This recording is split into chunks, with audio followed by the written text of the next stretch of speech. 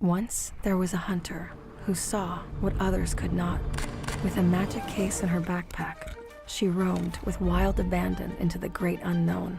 Her gaze inescapable, her reflexes lightning fast. When armies swarmed, she went through. With eyes open wide, hands steady, holding, watching, capturing everything in sight.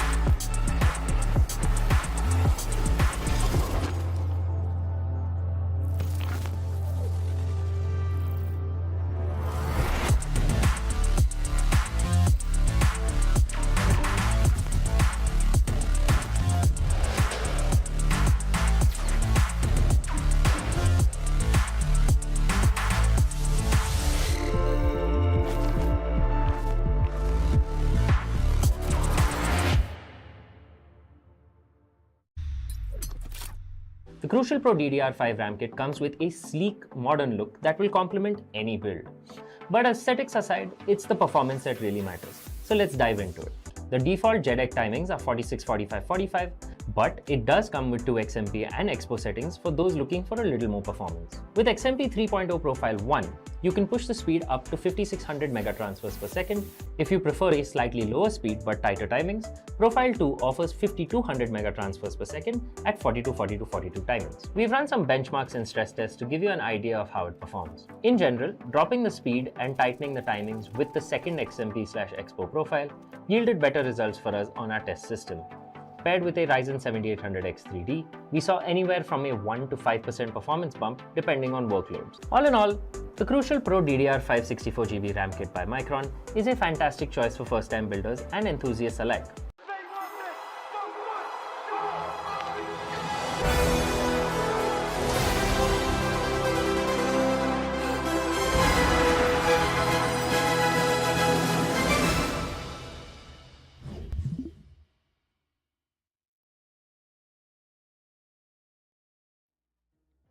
And we are back, ladies and gentlemen, with day number 2 of the Esports Showdown Series Season 5 Valorant, powered by Crucial, with our GPU partners being Zotac Gaming and our media partners, Gossip.gg. It's been a while here, Anna. I am now back on the hot seat again. Yesterday, I was not able to make it for the second game, but today, in day number 2, I'm not going to be missing out on any of the action because the teams are there to really showcase their mettle. Sadly, we're not going to have the champions of the previous season to try and defend their titles, but what we do have, a lot of brand new faces to really showcase what Valorant action is. Absolutely, absolutely. And I am pretty happy to have you here because yesterday we did miss you a lot. There was a lot of aggression going on in game, but no aggressive on the desk. So it was really an ironic situation. But yeah, today we're gonna be having quite a lot more fun than yesterday, to be very honest, because we have both the games. And yesterday we weren't fortunate enough to have the first, and by the second game you weren't here. It was a very roller coaster ride, you know. In the first round itself, everything went up and down for both the teams. The round just never felt certain, neither did the game. And then by the second match, it just went to a very single-sided victory. So, I mean, I don't know how things are going on in Showdown series, but it's never predictable, and that's the most fun of it. Yeah, absolutely. This has been a true tale from the very beginning of the Showdown series. As soon as the grand final rolls around or the stakes are higher, think about it. In season number 1, as we jump on down over into towards the prize pool, season number 1, it was a little bit more of a one-sided show. We saw a lot of 2-0s, we saw 3-0s happen in the grand finals as well, but season number 2, things changed. It became a lot more difficult. Teams were being a lot more competitive. It was still not a first map basis, but it got better. Season number 3, we saw our first proper season where there was no longer whitewashes. Season number 4 was even more competitive, where teams were constantly taking maps away from one another. And now in season number 5, I want to see the exact same trend happen. games becoming a lot more closer. Overtimes already came through yesterday, Ahana, which is unheard of on the very earlier stages in these semifinals. Even in the lower brackets, if things are that harsh, what's going to happen moving on down the line here? Deadlift versus XCREW is going to be our first initial matchup to see exactly which one of these teams are going to get one step closer towards the prize pool of 1 lakh INR. First place getting 50k, second place 30, and third 20. There's a lot of money on the line. As we jump on down over in towards the format, the journey for all of these teams, it's going to be a long and perilous one, but they are close to that home stretch. True that, and currently we are in the playoffs where we have started off towards the third day of it. It's going to continue till the 19th, and then after we will have the grand finals on the 20th, which is going to be a best of 5. There are teams who are dropping out of the upper brackets, moving into the lower ones, but then again, hope is not gone yet unless and until you get eliminated from the lower brackets as well. So this double elimination is definitely giving you an extra chance, but also an extra layer of cushioning to be able to bounce back after your fall, because again, there's a huge prize money on the line. Absolutely. There's this much money to try and win over teams. They really need to start figuring out the strategy of their opposition. There's a lot of VODs to go through when you think about it. It's been, 5 seasons now? 4 seasons, mind you. And there's 4 seasons worth of VODs for a lot of these teams. You might say that, yeah, this is a brand new roster, but no. A lot of the teams that we are seeing here in this particular tournament, they're the exact same as the ones that we saw in season number 1, season number 2, and 3. For some iterations of rosters have changed, but even then, it's very much similar. And here in the Showdown Series, the fact that they're sticking together for this long, it just allows them to be better teams, and that's how the competition is just getting better. Exactly, and I mean, these teams are emerging day by day. Not only are they evolving with the game, but also with the competition that they're facing. Because again, no matter what tournament you're in, you cannot play a tournament like a ranked match, as mentioned yesterday by Auzora. I agree with that, and I feel like that's something that gives you an upper edge when it comes to polishing your skills, because whenever you're ranking up in game, it's a completely different ball game. However, this tournament is not just about the teams. Even the individuals are trying to rank themselves up on the leaderboards. This is quite amazing. Yesterday we saw a change happen. Batman went from 7th position to 6th, as well as Summer showed up on the leaderboard altogether. He wasn't a part of the top 10. But today there's opportunity for many more to just, shake things up. 69G has to stop. This guy's been at the very top of the leaderboard since season number 2. And it's very difficult to shake him off of this. Sadly, Caramel and Doxer, they're not going to be here to really bask in the limelight and to level up even further on the leaderboard. But they have left their mark, and I'm pretty sure no one's going to be able to take them out of the top 10 anytime soon. When you think about it, a lot of the members of Nayori are already here for a very particular reason. Their team is unstoppable to the ends of no return. But as we jump on down over in towards the brackets, we've been talking about the level of leaderboard, and if you want to know more about that, the nitty-gritty of the details, make sure to follow us on our Instagram at the Esports Club to see exactly how we are distributing the points. But how the entire brackets have been distributed, that's all the way up to the teams. When you think about it, the journey for each and every one of these teams in the lower brackets is just going to get even more difficult, because anyone who drops down from the upper bracket, they have a vengeance in their heads that they need to try and accept. True that, and that vengeance is gonna be hard to deal with for the teams who are already in the lower bracket, because that's gonna be a morale decline for the teams who are already dropped down. But yeah, there's still gonna be the opportunity. You just have to keep your morale high. You just have to keep your spirits up and keep fighting till the end. Today's matches are gonna be the upper bracket semifinals. We have first match Team Deadlift versus XCREW, the second match nearest bus stand versus 120 FPS, and whoever wins in both of these matches are going to be facing against each other on the next day. Just gonna need to see.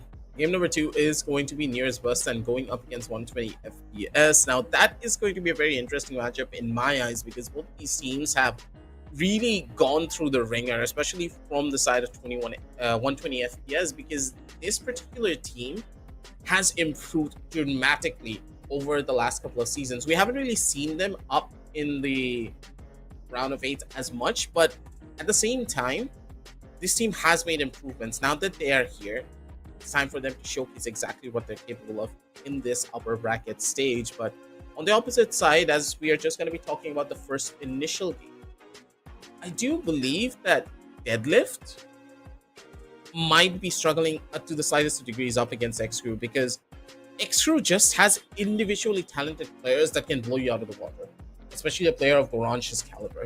We have seen Goransh just take duels all by himself, and he can get an ace without any help from his initiators, which is a rare sight to see. That's interesting. That's going to be definitely difficult for the side of Team Deadlift to fight off against. But yeah, as you mentioned, it doesn't seem like he's playing today. That's fine. You were saying. Is that a ray of hope for the side of Team Deadlift? Possibly, but you never really know. Deadlift have made improvements on their own regard, but it's going to be a tough call, to say the very least. It will also depend on what the map selection is going to look like as we jump on down over towards Deadlift side, because I do believe that Deadlift as a team, they're arguably going to be a lot better than the members of XCREW, but individually they might struggle in something. Well, they will have to make sure that they are turning the game around in a way that they can, divide the players of XCREW in a form which is difficult for them to deal with. Because again, if individually those players are going to be better than Team Deadlift, as you mentioned, then Team Deadlift would have to make sure that they don't get caught up in situations which are 1v1s for the players, putting themselves in the downfall side, right? Just gonna need to wait and see how this is gonna be on. Now we're going to be jumping on down to the stats for the nerds, ladies and gentlemen. The stats that we have gathered over the last 5 seasons to see exactly which teams love which map and which agents have been dominating the entire scene. And somehow, not even somehow, I'm pretty sure that was warranted. Pretty much everyone has just shifted away from the Jet. Not a lot of people are going to be picking that agent up anymore, and that just goes to show that how much Valorant has evolved. Before, Jet used to have a close 100% pick rate almost across all maps. Now, Raze is taking over, Omen being one of the best controllers on the market, even though Astra is making a slow uprise. And I'm pretty sure after a lot of the Astra buffs, people are starting to figure out how to utilize that character to its fullest, especially teams that rely a lot more on map control. While on the top 3 maps, Lotus leading the charge until it will eventually be taken out of the map pool. If I recall properly, Lotus is going out of the map pool, and Split and Pearl are going to be coming back in, if I recall properly. Oh, I'd be more than excited for that, because I have missed Pearl for a while now. It has been a huge ton of memories associated with Pearl, to be honest. But yeah, Lotus, as you mentioned, is gonna stay till it's actually removed literally out of the map pool altogether. But let's find out which maps are gonna be played today by our teams, Team Deadlift and their mighty opponents, XCREW. Sunset getting picked up early on. Ascent, again, a map just keeps on getting banned by a lot of these teams, because in a way, Deadlift, they understand individually talented players. They will, of course, prefer the map of Ascent because it's a very basic map to play around in. If you are individually skilled, then you can easily take over on the map of Ascent, because it doesn't really require you to have that proper synergistic approach to utility. So Deadlift, they wanted to take that one away, play for their strengths instead, taking them over onto Sunset, a map that relies a lot more on heavy executions, a little bit less than Bind. You can play for map control a lot more in comparison, but it's a good pickup. Good early start on the first initial pick. Haven and Lotus, though, could just be where the members of Deadlift really start to see a lot of problems up against XCREW. Because if Deadlift are not able to establish the proper control on the different extremities of the map on a proper basis for C-long or A-long, or these 3-sided maps, if you are deprived of information, then Deadlift could just be in a pretty tough spot. Because XCREW, I've seen them play before, they rely on that vacuum of not giving information to their opponents, because as soon as they don't have information, they can set up for that perfect play and explode onto the side before their opponents even have a chance to turn things around. True that, and I mean, it's definitely going to be essential for both the teams to make sure that they are giving their best in the attacking side, because again, Lotus being one of the Sunset being one of the maps where I think defenders have quite an easy time considering that the entry points are very narrow, and the mid area is not as essential to control in the games that I've played so far, because mid area you could literally just let it go and still move around on the defensive side between the sides. So I feel like Sunset is definitely very heavily defense favored, and if attackers are not making the best of it, they might not uh, get the advantage that they require early on. Absolutely. The mid is quite important too on that regard, because just as you stated, as a defenders, you can kind of leave the mid alone, but that's kind of where the problem lies, right? If your opponents on the attack side know how to take over the mid quickly, then you're in a tough pickle, because then you're giving the attackers an opportunity to split themselves into two different sidelines. They can either go in towards Boba, or they could be going in towards the right side of Staircase, completely cutting off two portions of the map and forcing the opponents to go in through spawn, or maybe go in through the main, try to go in for a full-on lurk over towards the A side. It will be difficult. And I'm pretty sure you're going to see this as well on Sunset. I completely mess up the A and B side all the time. The A side looks like a B side and the B side looks like an A side, which is a huge problem. And I'm pretty sure a lot of players can understand me on that. But if I do make a mistaken call out, you know exactly why. Even after all the time that I have played Valorant, how much I played on the map of Sunset, still to this day in a ranked game, I will suddenly say they're coming A, but it's actually B, and then I'll die in the process, sitting in the back of side as a Cypher, and I'm like, my bad. And then I just get flamed by everyone.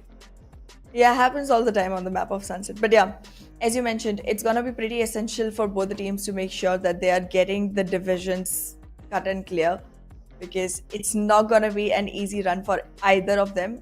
Individually skilled, absolutely, but then the team power itself comes into play as well. Both have their own, superpowers, if I might say, and they need to make sure that their superpower is the one that's being utilized more often than the other ones. So, what kind of composition do you expect here, though? I'm thinking Cypher is going to be pretty much a must-have coming in from both sides. A lot of teams, from what I've seen in professional levels of play, have shifted away slightly from the Cypher, but when you have a Cypher on this particular map, you just have that freedom to just move around and do whatever the hell you reach. Another really big must pick up for this particular map. But at the same time, I do believe in our region in particular, the Breach Neon meta is what's really shining the brightest. A lot of teams in the European region have started to pick up on the KO instead, just to not have that issue of the Cypher just sitting inside of the side playing on the tripwires and just causing problems. So generally, I would say the Breach Neon composition, which is the Breach Neon, Cypher, Sova, and Omen getting picked up. Or it could be on the other side of the spectrum where you have a KO, Astra, now that Astra's buffed up to a certain degree, still a Breach and a Neon. Or possibly the Neon will be swapped out for a Raze. You never really know. It depends on whether both of these teams have that Neon player to really make things work. Kabir on the side of Deadlift, I know for a fact that he loves to play that Neon and the Raze. So he has that versatility to do both. So Deadlift, they have options depending on what XCREW wants. Makes sense. I would definitely love to see some Neon plays. Yesterday was a great day for the Neon. We saw, because I'm Batman, playing Neon on both the maps, and it was beautifully done, beautifully executed. There were some questions on whether or not it was going to be a good choice for Haven, but the questions were answered very well. He turned out not only to play it well, but also be the MVP on that map. So beautifully executed by that man, and I want to see more of Neon, to be very honest. I definitely like seeing a Yoru in a duelist form. However, I don't know if Sunset is the best place to do that, because not every Yoru player knows exactly how to play Yoru. There's very few of them. It's tough. On the map of Bind, you can see Yoru be utilized quite often. Sunset, to a certain degree, you can, but a team needs to specialize in that character and build the entire composition around the Yoru to really make things work. Like, again, if you want to pick up a Yoru, you need to have a secondary duelist on the team. And that's kind of where the problem starts to arise, that who do you really swap out for that secondary duelist? You can't really take out the Initiator. You have to take out the Sentinel. And if you take out the Sentinel, your entire defensive side process just becomes so one-dimensional, because at that point, your opponents are just going to wait for you to use utility, and you're just stuck. where do you want to go? You utilize the utility, you took the space, your opponents use their own utility in retaliation, and then just held it down.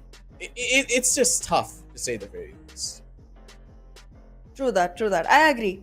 I mean, the only way you could make a Yoru work on this map is if you decide that we just want to go bam bam shazam, enter in the site, fight, be done with it. There's no, strategical move that you can No, go Garnash ahead is with playing. to actually go ahead and swap an initiator for it. But yeah, I mean, it looks exactly like what you told for the side of Team Deadlift. Yeah, as I just stated, it is gonna be Rays getting picked up here. Kabir not going in for the Neon's plays, but they're trying to play it safe. Playing it safe is a good thing, but at the same time, up against the XCREW, it might be a problem.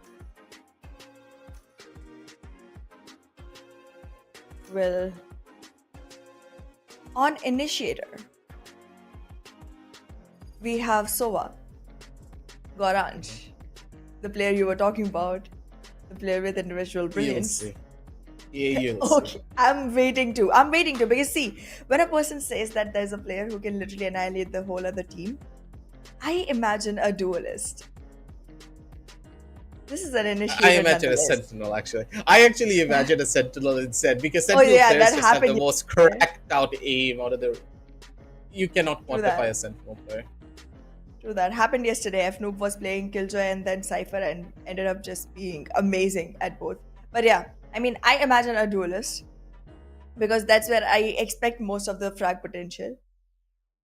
I could still consider a sentinel, but an initiator, a very peaceful role. You sit, you collect information. You're the last one to go ahead and face that contact because people need information from you till the end of the game. And you're telling me a player who's playing initiator Hey, is you know gonna the be saying? also playing the quiet kid is the Terminator. most... Yeah, it's kind of like the saying. The more... Think about it. The quietest kid in the entire class is possibly the most dangerous.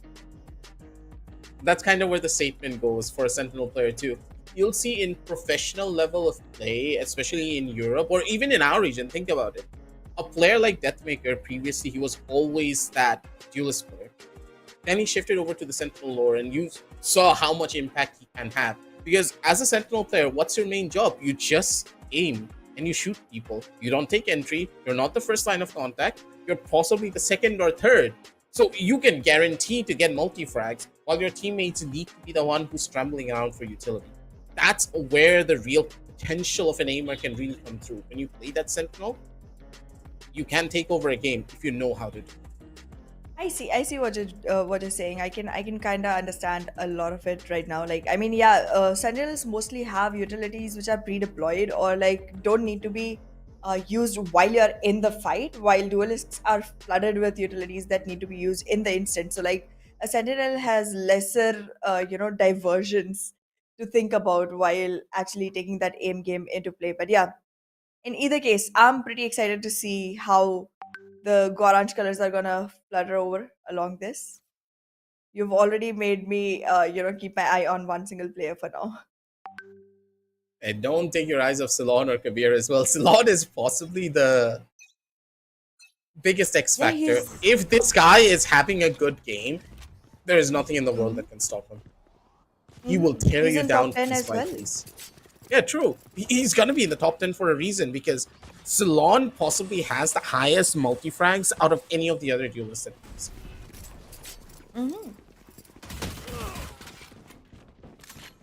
seen. Let's see how that turns out in this particular game.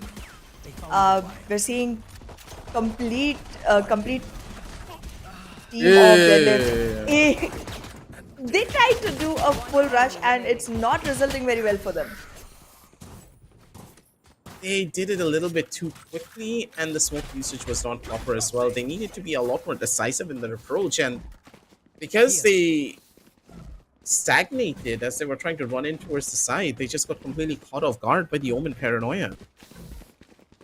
The game plan was a little bit half-baked going into this. XCREW just came out on top because of it. A tough early start for the members of Deadlift, but I do believe that they're going to be able to turn this one around. No real sheriffs coming through. They're going in for a full save. That is a very rare sight to see. A lot of teams don't even do that anymore. Agree. But I guess the confidence is already high here.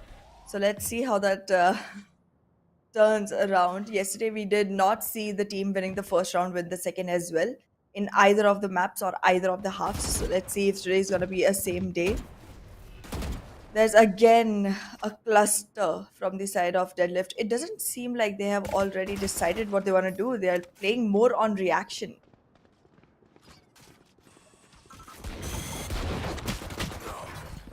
Now, though, early on the hit, system breakdown's going to be able to take down one at the bare minimum. They found my Omen. wire. Longer being able to hold his reach. Needed to hit the shot with the outlaw. He's not going to be able to find much value. One more to be spotted. Confident Pika showing his confidence a little bit too much here. Gets caught up by multiple players, and these classics are dealing so much damage. No investment whatsoever. And the possibility of the win is already present. Raids though, hitting the shots. Grenache coming in from the sidelines. One more for the kill. He's ready for the swing. He's jumping around. Vandal in hand, trying to go in for the last kill. Inferno's going to be able to find value. 7 bullets in a dream. He's able to do all of the damage. And Wow. Inferno burns them down onto the ground. A clutch and a half coming in for the members of Deadlift. And a smile on his face. Inferno, he knows what he pulled off. A miracle and a half to make things work. Shot with the outlaw. Deadlift? They had no business winning this round, but they did it beautifully. True that.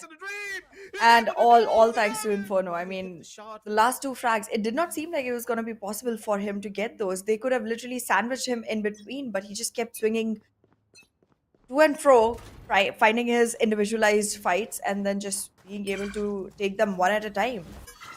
Beautifully done from the side of Deadlift.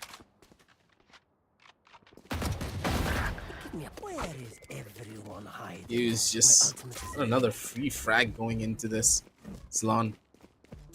I have It gave away a little bit too much space. Respect is pretty much a very crucial part of this. Kabir in a tough position, needs to go in for the hit here early on. It's just as I stated before, the map of Sunset really being a map where they can hold strong on Q. Little bit of a spray. He's gonna be able to connect the last bullet here in towards the back. Fortunate to say the very least. Jerry with another big frag on the sides, and Kabir with the fast swing. Go in for the final shutdown. 1-2, ladies and gentlemen. It's Deadlift. Not only that, Working it's a wonders flawless with round. They're this. going to be able to save all of their weaponry and keep on fortifying their economy.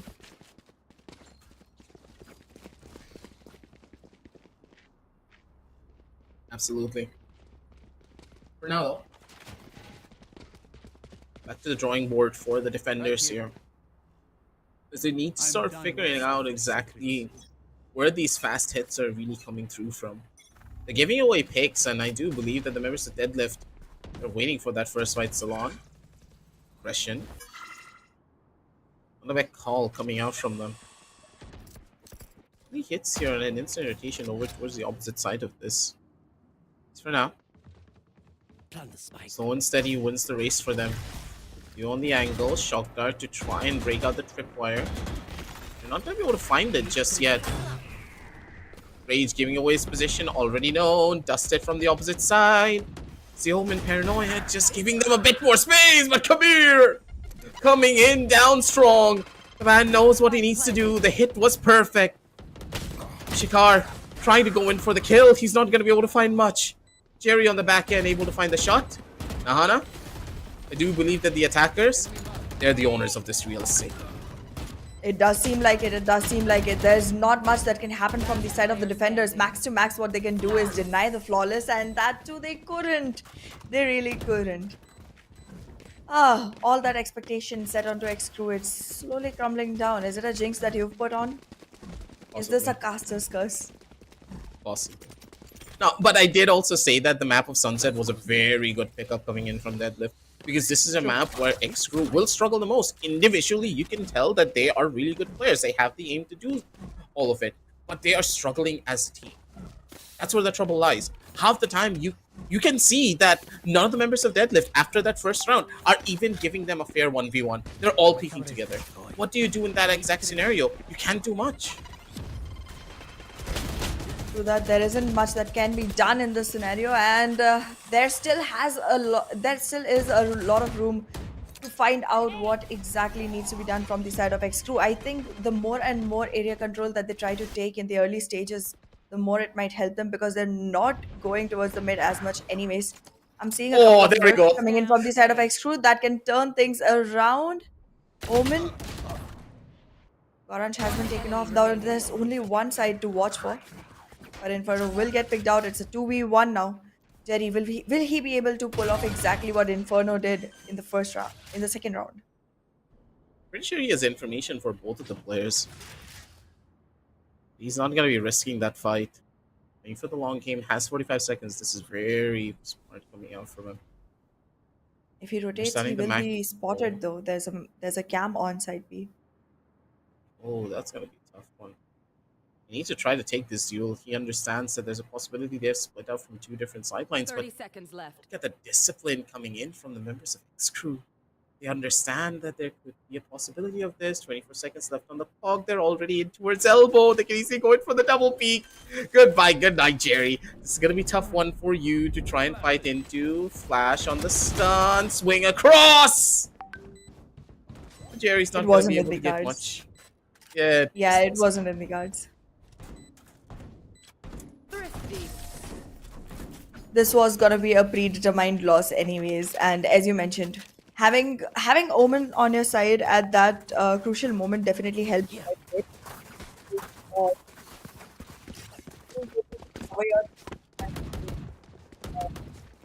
In corner was pretty important for the side of XCREW, and that's exactly what they missed out in the second round. They weren't able to, coordinate with each other while taking that fight and got separated.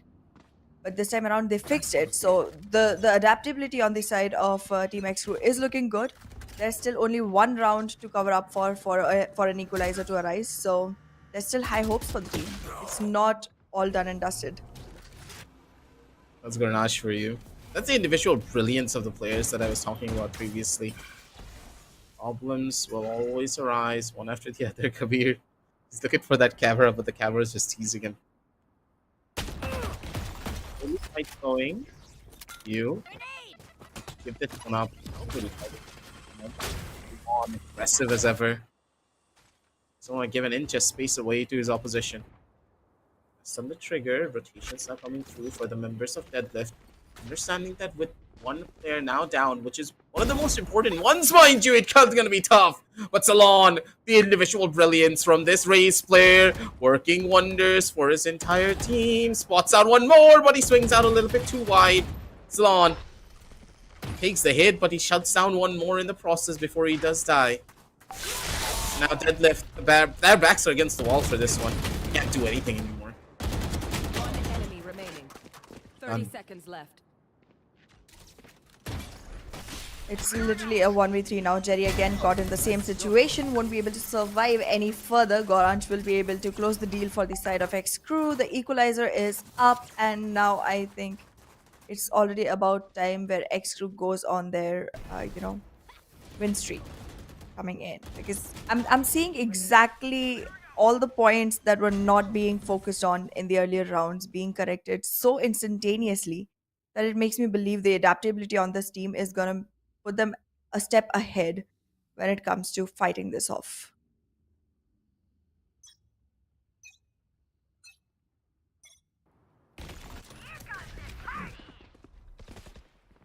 Showstopper now coming The through shows- from mid salon. Just shoot everyone away. Man's not even gonna get contested. Oh. But look at the peaks! No! This is Salon for you, ladies and gentlemen.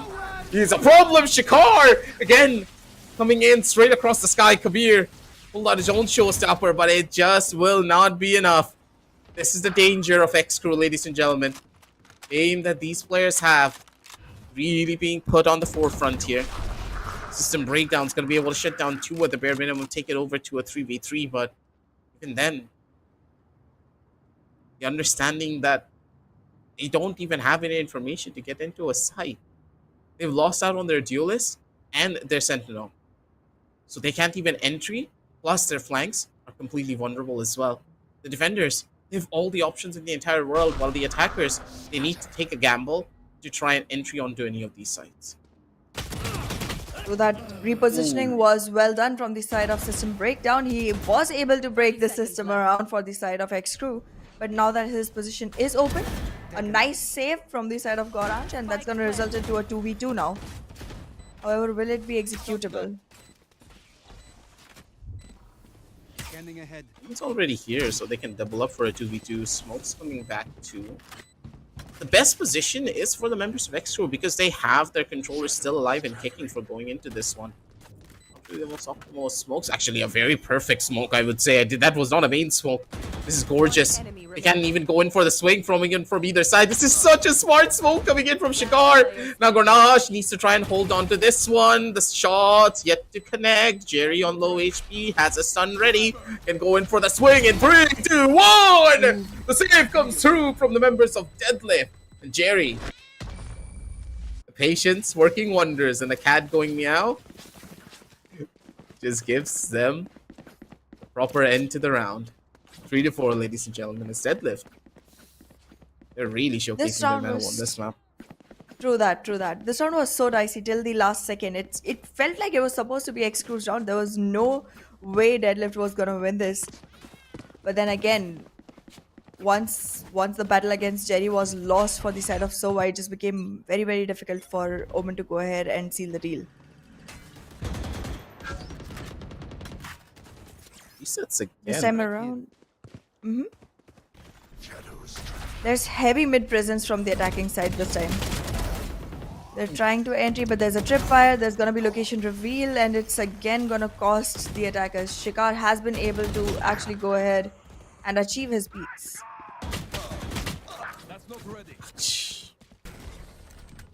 There's a lot of value that they have lost. That mid peak really needed to guarantee them a kill there. Nash whiffing out at a couple of key bullets there. He's going for a reset and allow his teammates to really go in for the play instead. Rage, though, you do believe that he can beat the timing going into this. Inferno, he's already running. I'm pretty sure Rage can hear this. Timing is everything. He heard the footsteps. Can go in for the swing in 3, 2, 1. But Inferno is ready for it. 6 sense on this man to understand the defenders can rotate in towards mid. 3 to 5. Zahana. Deadlift, they're doing it. Well, they are pulling their weight. Not gonna question that. But yeah, I believe from the side of XCREW, we are seeing one big problem, which is they are not being able to decide when to withdraw from a fight. They are getting that early advantage, but they're not able to capitalize on it anymore because they keep going further and further deeper into enemy territory and then keep getting picked off until it's too late to, pick back their pieces. Do you agree?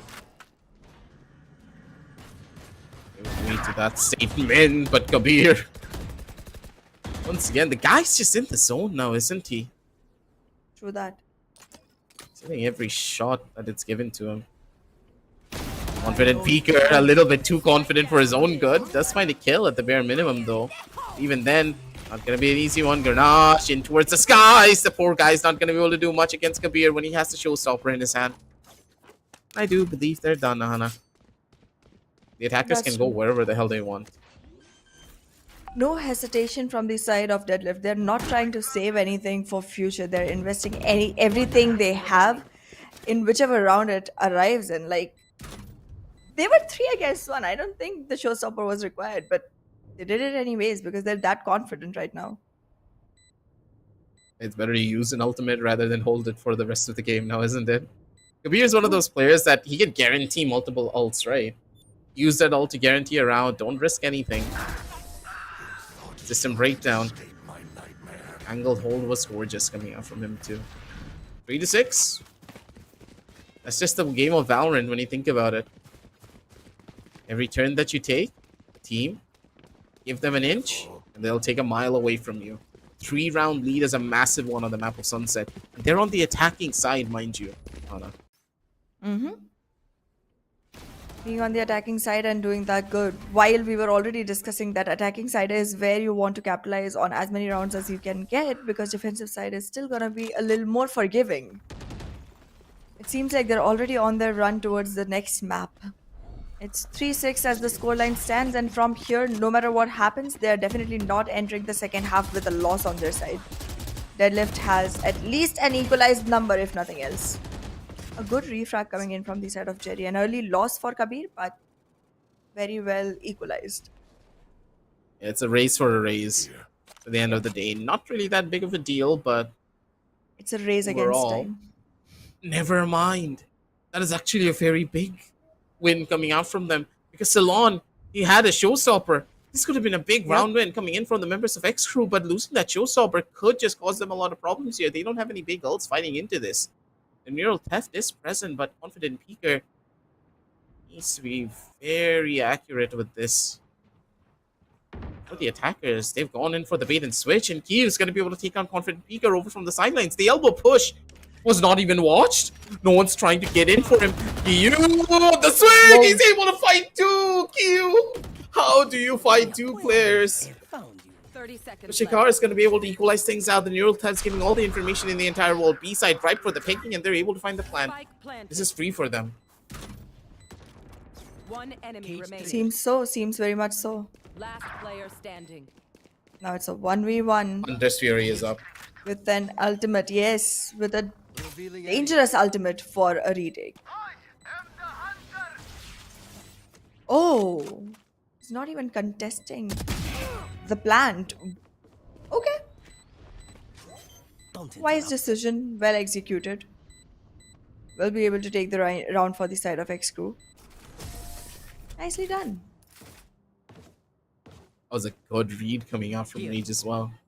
Threw down the cage, immediately dodged out the recon bolt, so he forced Inferno to use that ultimate because he didn't know where the cage was at that exact instance. Smart plays overall coming in from the members of XCREW. Utilizing game sense instead of pure raw mechanical skill to win that one. For now though, Deadlift, they have invested Hunter's Fury into us that round. Losing that ult will be a little bit of a problem, but with the Rolling Thunder coming online, not the end of the world. Ceylon still has the option to use the Showstopper as he sees fit. So the chances of them winning this round is pretty much over to a 60-40 if they're able to get a good value out of that one Showstopper. One kill and a good push. This round will be in the hands of XCREW. Going for a possible 6-6 half. Scanning ahead. I like the arrangements coming in from the side of XCREW. They already have the side fortified for side A. They were already moving a little bit more towards side B. Deploying drone. But now they're going to be playing on retake because it seems like the plant is inevitable. The positionings, however, are going to be pretty easily detected from the side of XCREW, and Deadlift will have to deal with that extra information given away to their opponents. Oh, Jakar went in a little bit too far. I'm very confused. XCREW? One enemy remaining. Okay! what? What just happened? Last round. Three of them just before the switch. peeked together. Confident Peaker killed out three. But what happened to Shikar? I am thoroughly confused. Every single bit of this round was just utter confusion. They just W'd their way forward, and then Confident Peaker just tapped wow. everyone out of existence. And then got taken out by a paint shell that was thrown already by Kabir, leaving Jerry alive. Who didn't even have to participate in the fight, by the way. I'm not even gonna say anything. I do believe that round was just a Hail Mary of a push instead of a much more of a calculated approach that It was chaos on screen. give them the benefit of the doubt. Dude, Kabir still finds a kill up against that. Smoke gave them a little bit of cover here, but you still able to find a frag. Ultimate now being utilized. Jerry's able to find the catch over on towards Confident Peaker. System breakdown with the TP. He's gonna be able to take out Shikar as well. In towards the back though, Salon, the boogeyman, up and ready. Goes in for the hit. Swings through a little bit too wide. A very dangerous ploy coming in from Salon as he wanted the multi-frag, but he's just not gonna be able to get it. 4-8 is Deadlift. Up against all odds. Map of Sunset picking this up for themselves was the best plan that they could have had. Absolutely. Not only that, they're also going to be able to dent the confidence on X Crew quite a bit with this, scoreline that they've created for themselves. And if they end up winning this map, then the individual brilliance you were talking about, it's amazing and everything. But the thing about individual brilliance is it so much depends on individual person's morale that the dent on the confidence is going to shatter it a little. Shatter it a little.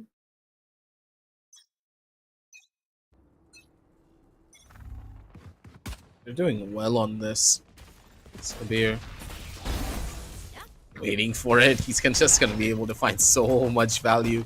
Nade usage was perfect as well. Nade towards the right side while an aftershock over on the opposite end. Just making sure that Kabir just really have much to give. As for now, XCREW losing out on that breach just causes even more problems for them. They can't take the entry anymore. As soon as the smoke comes in, and freely going towards the side. Cypher's only going to be giving them a little bit of cover to play around with over from one side, but and then they're stuck on a decent island here. The beautiful usage of the arrow is going to be able to give them a slight edge here. Kabir, though, getting the multi-frags that he needs. Showing up for the save at the last couple of players. All alive and kicking. It's up to Raze, the top fragger for the team, to go in for the final couple of headshots to turn things on its head. But Kabir with the 4K shuts everything down. Raze is just doing wonders, Anna. This is his game, and his Absolutely. smile just proves that he is confident to know it. His confidence is overflowing. Has to at this point. The way Deadlift has picked themselves up, it's like they are lifting themselves into life. A 5 round advantage already. They've also gotten the first round of the second half. Seems like a good enough advantage on their side to be able to go ahead and seize the second as well. There's a judge coming in from the side of Kabir, and considering the way the map of Sunset is designed with all those narrow pathways, this could be punishing. Oh, a good position as well, nonetheless. Get that.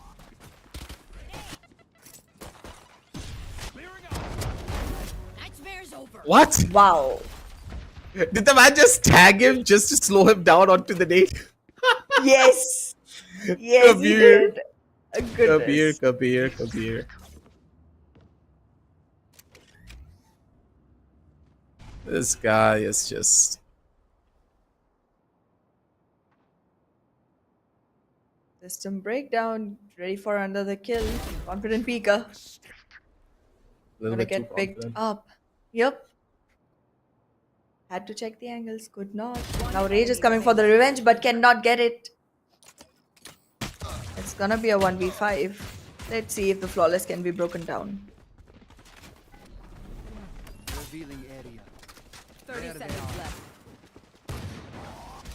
They're waiting to try and go in for this hit. They're just gonna run out away. World Garnash, not even given a chance to lift his gun for anything. 4 to 10 already.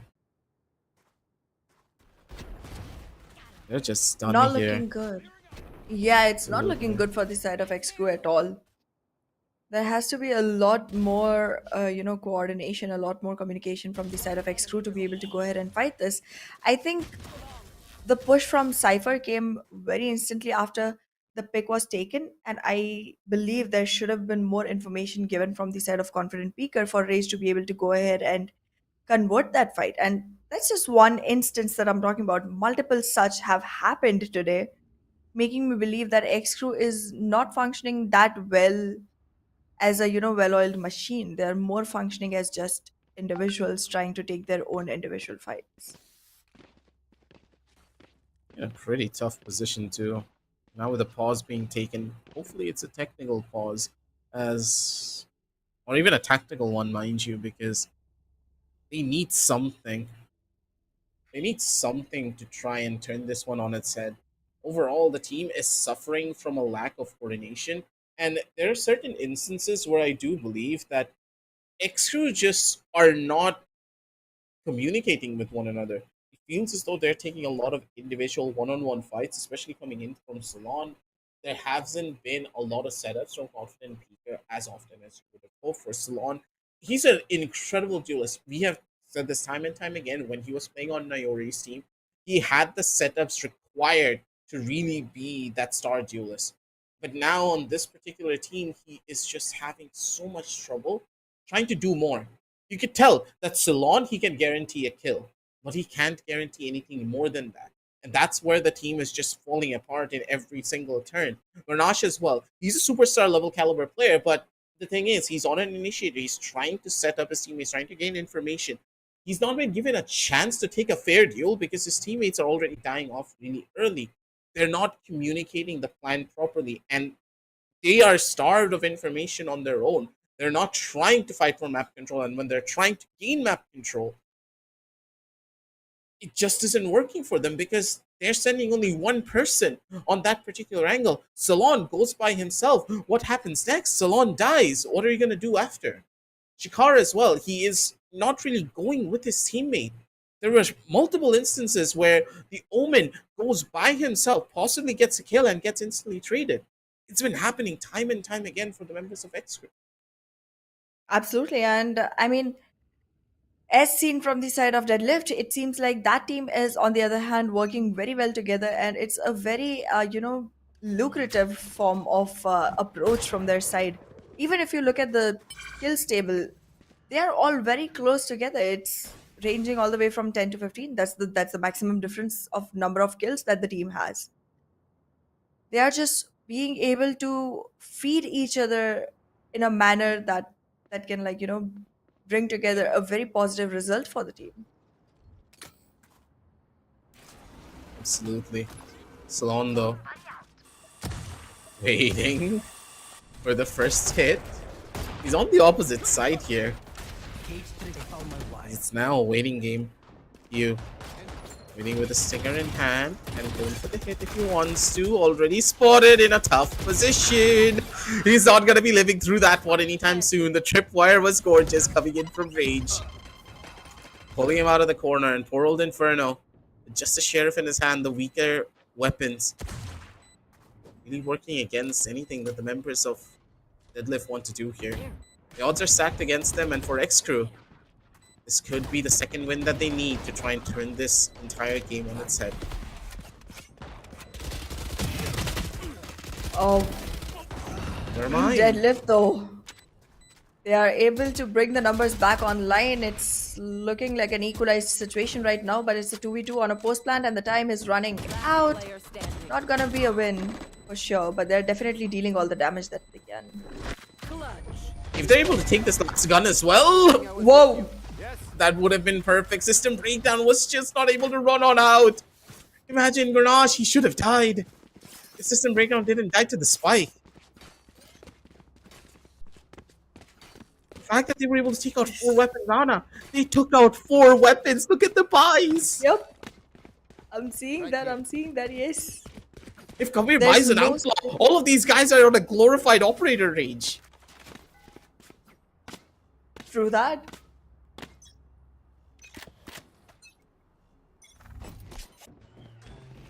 XCREW yet again, they do have an opportunity to go ahead and collect all the information, but being able to capitalize on it together with support systems is going to be important. Kabir this time around wants to take an active fight, does get pushed back because of the flashpoint.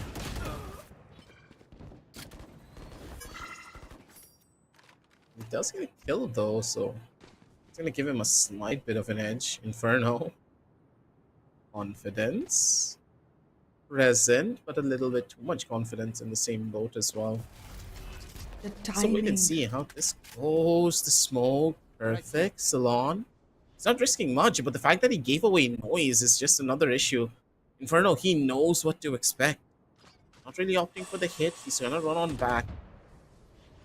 Play it slow, play it steady, understanding that, hey, XCREW needs to be the one who needs to take that first step, but because XCREW don't feel as confident anymore, they're overthinking the situation and running straight to the Cypher. Well, there's definitely going to be a delay in rotation from the side of Team 30 Deadlift. seconds They're not going to be able to come into sight as quickly as possible. Q has a very big How responsibility is he of being able to hold alive? on as long as he can. He survived somehow for one frag, but the other one is going to take him down. Shikhar, however, is very low on HP right now. A shock dart itself should be enough. Spike planted. Take him down before he could be hit by that. It's a 3v2 right now. The positions are known. Goranch won't be able to fight this, but Ceylon still stands strong. Last player standing. Perfect utility usage there. Salondo on the angle. Cross! But what a shot! Beautiful. That was such a good reflex on the side of Jerry. Like, Trust me. he had just finished putting the spike down for half and instantly was able to switch back into fighting mode. Absolutely. That's just Jerry for you. He also has this Tom as well with the shape of the cat. Do that. Ready and waiting. 5 to 11, ladies and gentlemen, is Deadlift. They now have even bigger ultimates to play around with. System breakdown with into the shadows to gain all of the information. A guaranteed kill, possibly with Kabir and the showstopper. XCREW.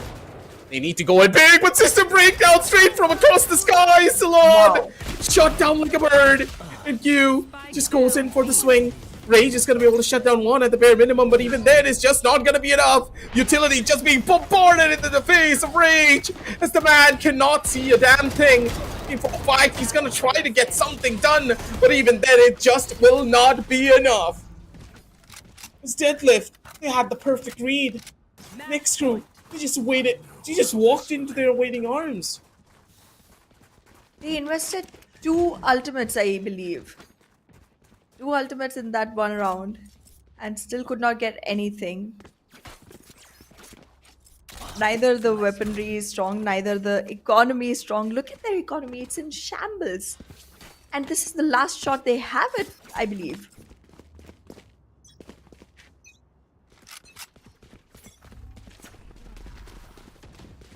It's just a game of Valorant for you. When your opponents really start to feel their game, there is nothing that you can do to try and stop them. I do believe that system breakdown. This is his second kill on Salon as he's using the showstopper too. Value is Kabir. He slipped in through the cracks. He's able to find even more. System breakdown, just dealing all the damage in the entire world. As Rage now no longer in towards the flank. The jig is up. They're in towards the A side. And there's no possibility for rotation. Kabir, the boogeyman, under the beds of his opponents, comes in with the showstopper for another kill. And they are done and dusted, possibly here, Anna. Last closing moments for Deadlift. As they are there to take out their opposition. Shikhar in the back lines, possibly with another kill, but he is not being given a chance. They are done. It's all but over. He's still on the ground and now 6 feet deep within it. With that last bullet, it's gonna be a close deal. 13-5 as the scoreline stands. Aggressive, did you at all expect to see such a one-sided victory for the side of Deadlift against XCREW? On the map of Sunset, yes. I really did expect this. Before I said this as well, it was a very smart pickup coming in from Deadlift. Understanding that a map that requires a lot more team play and synergy will be where they shine the most. I already told you, as a team, Deadlift is incredible. But as individuals, they might have problems with certain times. They pretty much took the individual factor out of the equation and played purely based upon their team play and coordination. The confidence that they had building up from the very start of the game, going up till the very end, is what gave them such a good opportunity to take this map away in such a dominant fashion. System breakdown, after that first initial couple of rounds, just had all the confidence in the entire world. You could tell that he was taking duels and shooting raises out of the sky. Who does that unless you're just overflowing with confidence? True that. I mean, we saw quite a lot of crucial moments coming in from the side of Team Deadlift. There were a few coming in from the side of XCREW as well. But yeah, Haven as stands is gonna be one of the maps that's not as dependent on team play as Sunset was. Do you think that's gonna change things around a lot for the side of Deadlift? This might be tough because as we are going into Haven, it could be very difficult. I forgot, what was the next map again? Was it Lotus or... It was pretty sure it was Haven or Lotus. It was one of the 3 sighted maps. It was Haven. Yeah, That's why my mind was, it was Haven and then Lotus. Yes, I messed it up for a second. But yeah, going in towards Haven, it's going to be even more difficult, I would say, because of the way that Deadlift have presented themselves. I'm pretty sure that XCREW, they're not going to be as confident going into the next map. I was pretty sure what was going to happen on map number 1. As we jump on down over into crucial moments, as you just stated, there were a lot of really good moments coming in from both of these teams. The presentation being given by Deadlift were so confident and precise that I'm pretty sure that XCREW are going to be shaking a little bit in their boots. They cannot go in for individual swings anymore. They understand that they have to play together as a team a lot better if they want to perform well on this next map. Will they be able to do so? I have some doubts.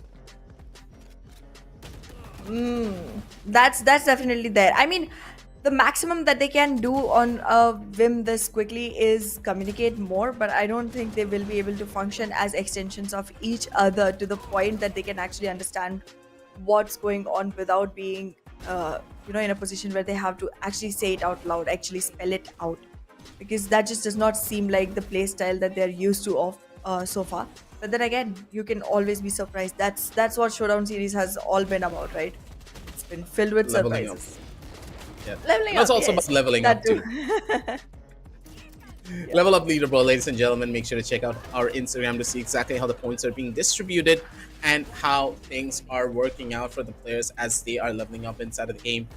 It's all about getting better, right? That's where all these seasons of the Showdown Series are really coming through. Think about it. It's been 5 seasons, 5 lakh INR on the line, and the teams are just constantly kept on shuffling. There is no longer one team that really dominates the scene. At the very beginning, yes, it was Naori. They were taking victories 3-0s quite often. Then it came down to a 3-2. Now they're no longer here, so a brand new team will now rise up to the challenge to be at that pinnacle position. Who's going to be the one to do it? Because Deadlift, they have improved dramatically. Their team play far outshines any sort of individual brilliance that could have been brought in from the members of XCREW.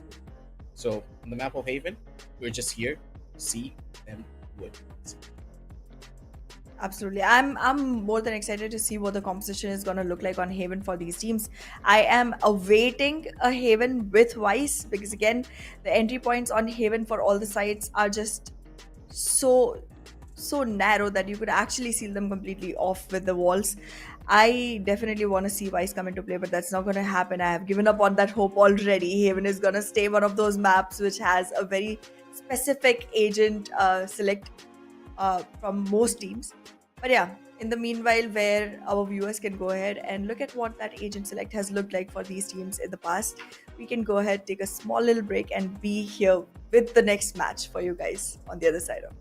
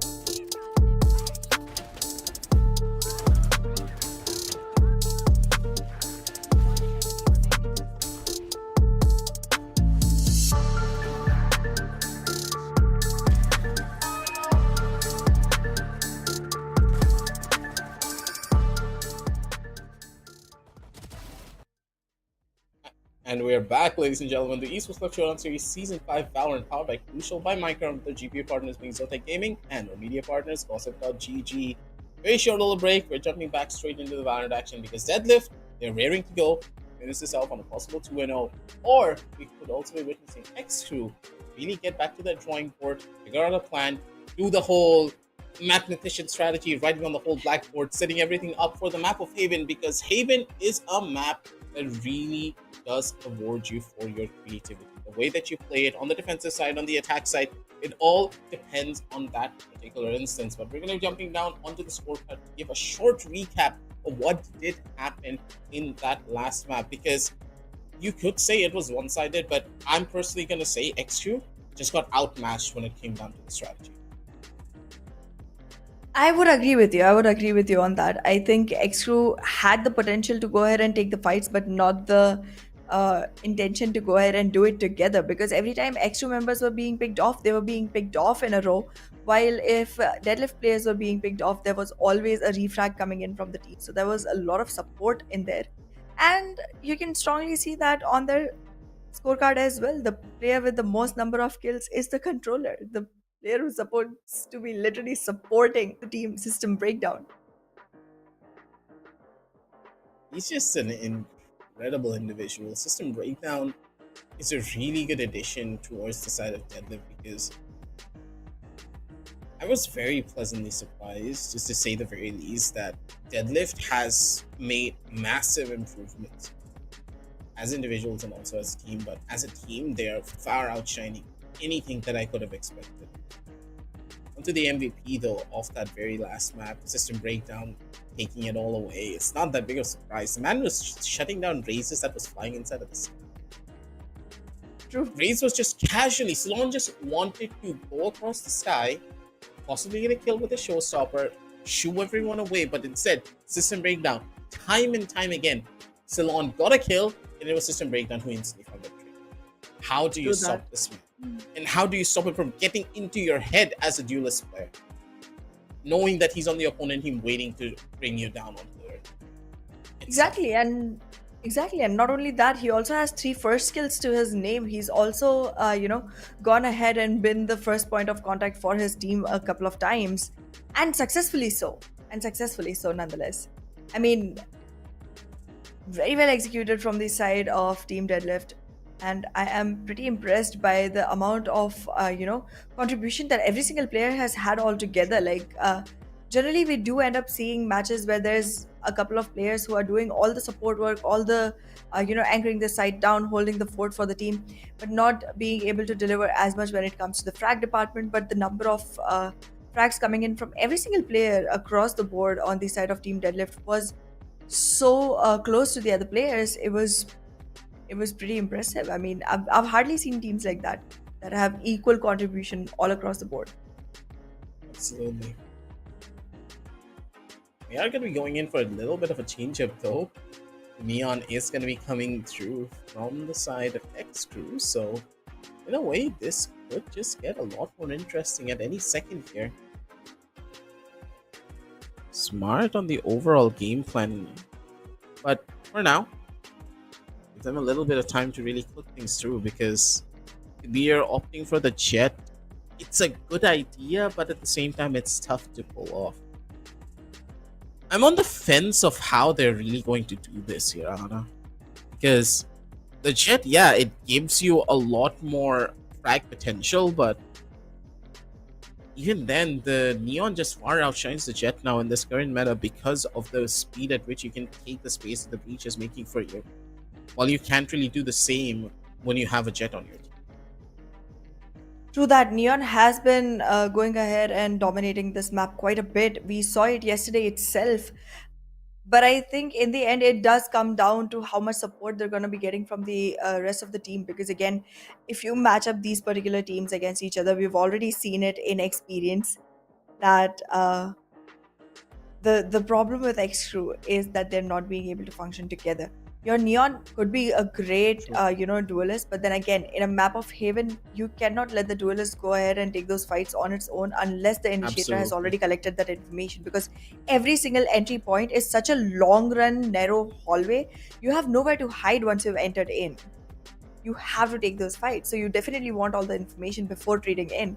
So let's see how this turns around, because with Neon you would definitely be able to go in sooner, but you would require all the information you can get to be actually able to execute that plan properly.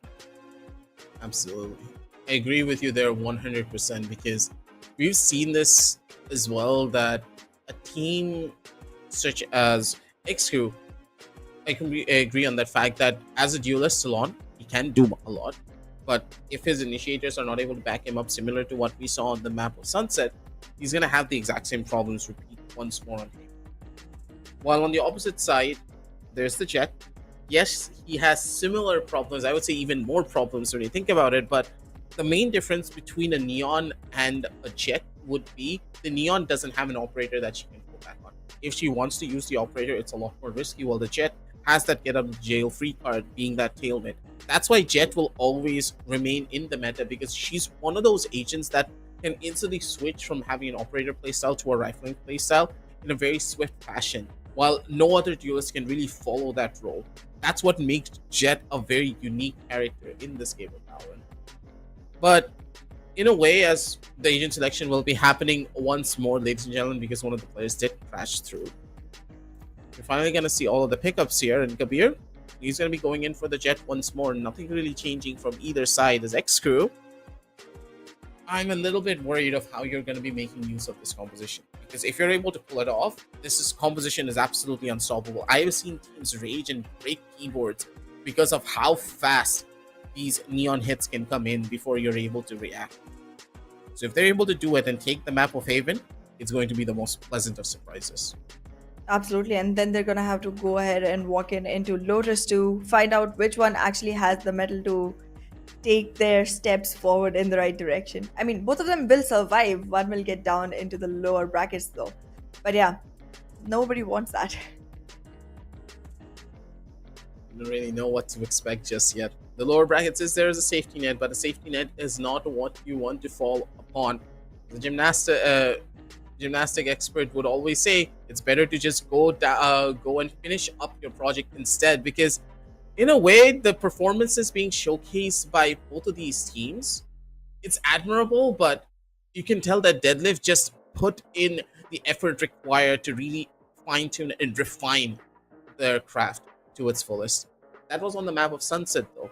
That's just one map where they have showcased their dominance that needs to translate over into all the other maps in the game of Valorant as well. So in a way, I would say that there's a good chance XCREW are going to be able to take this, just because I personally like their composition a lot more, but a compositional strength was only as good as a team's communication. And XCREW, they're falling a little bit further back on it, as we have seen on that last one. Exactly.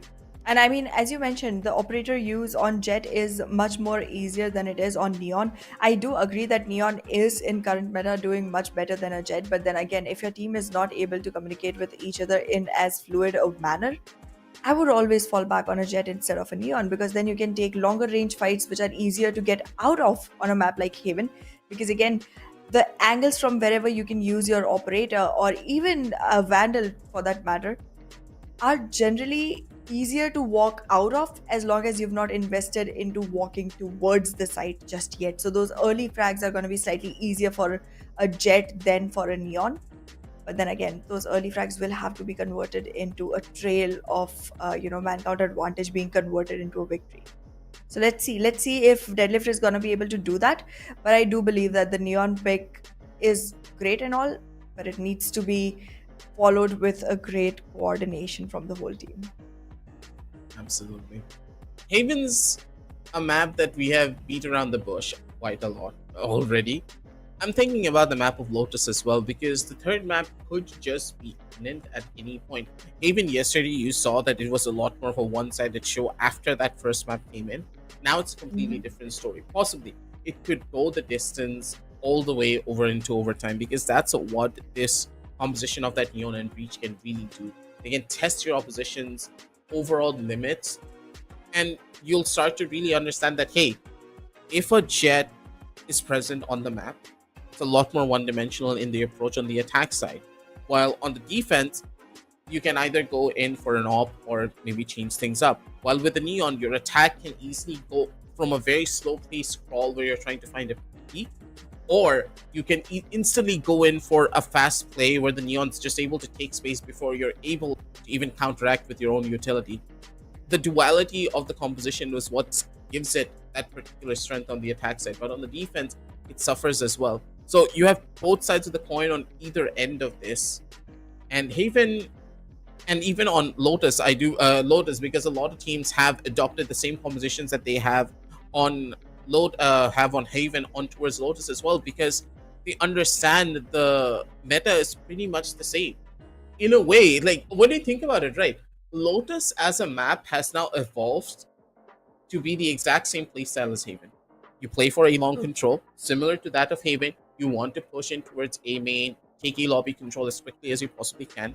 You similarly do the same thing on B. You have a smoke to place through. Instead of the smoke that you normally place towards C long, you have that breach stun, that breach flash to give you that forward space. It's just evolving into that exact same meta. And I do believe that Valorant as a game is now having that issue where a lot of their maps are slowly but surely becoming very similar in playstyle, and one composition is dominating almost every map. True that. And that is something that a lot of teams try to mix things up around with, and that spice is definitely something that's more than welcome. However, we're not seeing that in the current agent selection that we saw. But yeah, I mean, if you had to pick agents for a map like Haven, which could not be these generic ones, what would your selection be? I'm very interested to know. Astra's pretty strong now instead of picking up that Omen.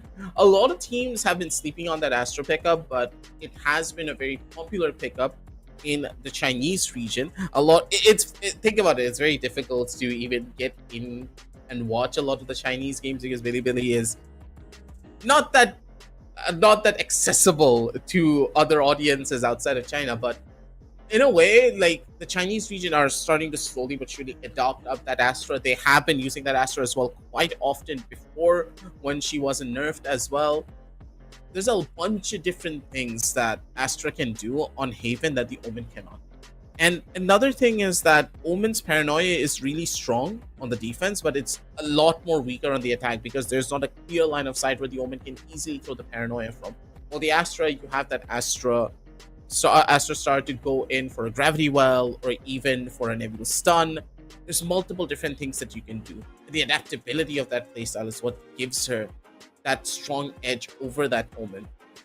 So I'm really hoping to see down the line people keep the exact same composition, switch out the controller instead, because in this current format, unless Sky receives a pretty massive change to maybe give her second flash back, or even give her a third flash, or allow her to regenerate her flashes, I don't see any other initiator holding a strong candle to the current ones that we have on this.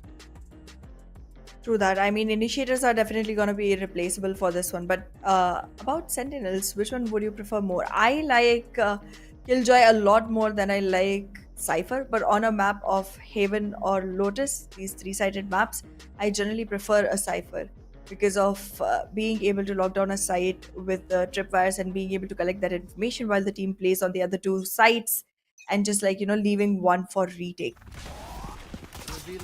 You need to go in for the difference maker that is Kabir. Okay. Yeah. You just saw the perfect read. He's gonna be able to shut down two. Never mind, they're instantly opting for a rotation. They found the 3 kills and they're like, nope, we're not going here anymore. They understand that there's a possibility the Cypher's playing towards the extremities. C seems to be the most likely position. Swing across. Confident Pika is not going to be able to find the kill, but it's going to be Rage who's still holding it down even after the first game. Rage, he was at the top of the scoreboard, and he's still doing wonders. 0-1, ladies and gentlemen. It's Deadlift. They just started the round, and it's already over. Yeah, this looked much smaller around than even the buy phase. It's pretty quickly executed. Let's see how this turns around. They do have better weaponry right now, but again, in a map of Haven, the shorty can do magic as long as you're able to convert it well, because again, the shorty has been nerfed and now it does not give you a full frag in just the 2 shots. You need to reload once. Or need to have pre-damage That's a system good breakdown. bait. Whoa! Perfect. Nice. Yeah, that was a Lost a perfect lot of bait. HP though. Yeah. That's fine. He wanted to get a little bit of a forward opening, and Ceylon just having a shorty, even if he does die, at least he took one player with him to the grave. And that's a pretty important one at that. That's your smoke now gone, but with Q, he's all the way in the back. Grenache, he has his phone number to make things work. You have a player walking in towards your backline, buddy. He needs to go in for the bullets, and Grenache is going to be able to shut it down. But the space is already gained. And Q just didn't even have a weapon. Just had a ghost in his hands. So this retake is still weak, Ahana. True that it is. But then again, there has to be some coordination coming in, which we are seeing from the side of the XCREW I'm right so now. But the better confused. weaponries are going to give an advantage to Deadlift. It's a 1v2 with the Jet. The duels are going to result in the favor of XCREW though. And there comes the Bulldog from the side of XCREW sealing the deal for them. This was supposed to be a much better round for the side of XCREW, to be honest. With the way the beginning came in, I was expecting them to go in with a much better advantage towards the next round. They lost way too many people though. Totally fine. They at least got the round. Good God. I was so surprised that they were able to take this one away. But at the same time, Deadlift, what was the game plan there? You left your breach completely on an island while they were being hit by the retake. A little bit of a problem whatsoever. Salon capitalizing on the breach stun. Beautifully done. This is the power of the Neon, ladies and gentlemen. The speed at which he is able to take space. No one else can do that. Inferno, fast on the swing with the Stinger, is going to be able to find a little bit more value. But now the upgrade in his hands, Inferno tries to go in for the shot, but Shikar ducks down from the bullets he shot. 2-1. Now this Deadlift now playing for the bye. one now feels like a digestible win for the side of XCREW. They were able to survive with 3 of their players. I mean, in Valorant, it's not just about winning the fight, winning the rounds. You also have to be in a strong enough position to be able to go ahead and invest in the right kind of utilities and the weaponry. Because if you keep losing players one after the other, every single round win is going to give you just enough credits to buy your main weaponry and then have to struggle with whether or not you can invest in some utility alongside Ceylon. This Why? guy needs to chill. There's absolutely no chill.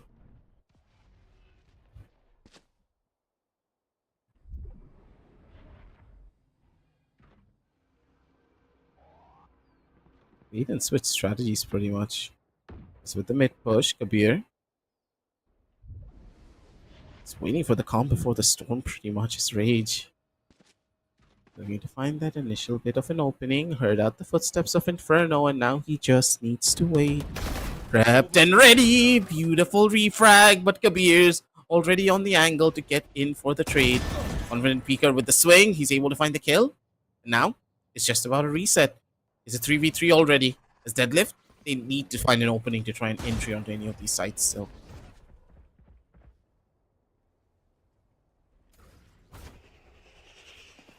It does seem like there's gonna be a lot of resistance coming in from the side of XCREW once the plant is placed 30 in. seconds left. Okay, an unusual plant location for this round. Oh no, the duels. As you mentioned, the brilliance on Goranch is going to be difficult to fight against. It's a 1v1 now, but still a very difficult one. Oh, look at that. Third Gosh. comes in. Nash, man, this guy is just an unquantifiable force, jumping up immediately, going in for the headshot as well. He knew what to expect. As members of XCREW really turning things on its head here. Good early start and a lead for them. As the composition that they have, really showcasing its worth. And you can see that the members of Deadlift, they're having a lot of trouble trying to play into this too. Overall system that they're trying to build on the Jet, it just is not working the way that they would have hoped for. They need to be a lot more concise in their utility usage, otherwise they're running into a brick wall. This wall's hardening every second and it's not showing any dents.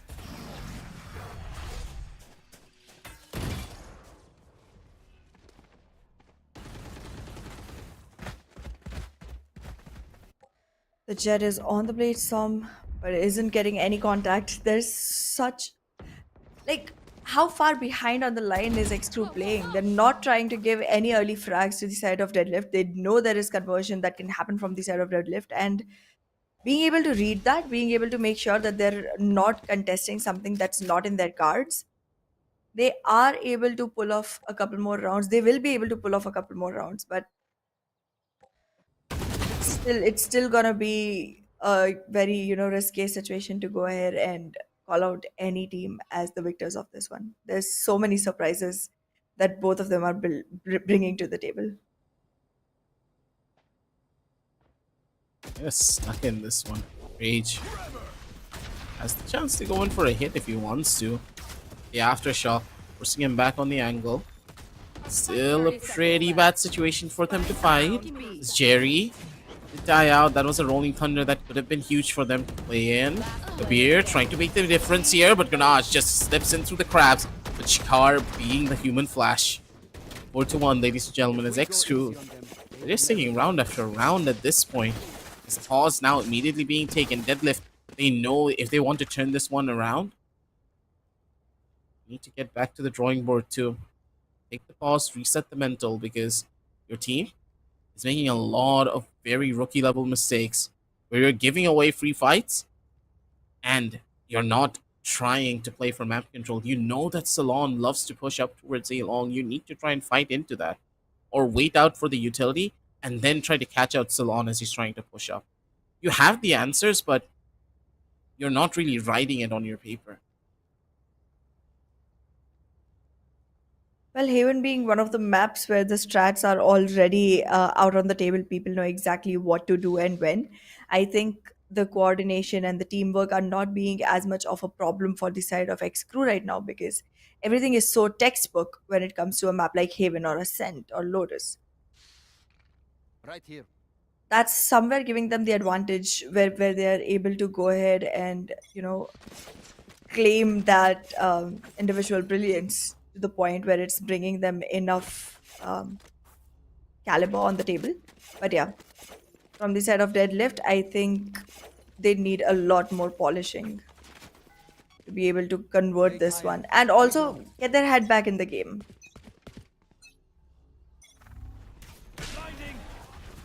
Gonna need to see what happens here.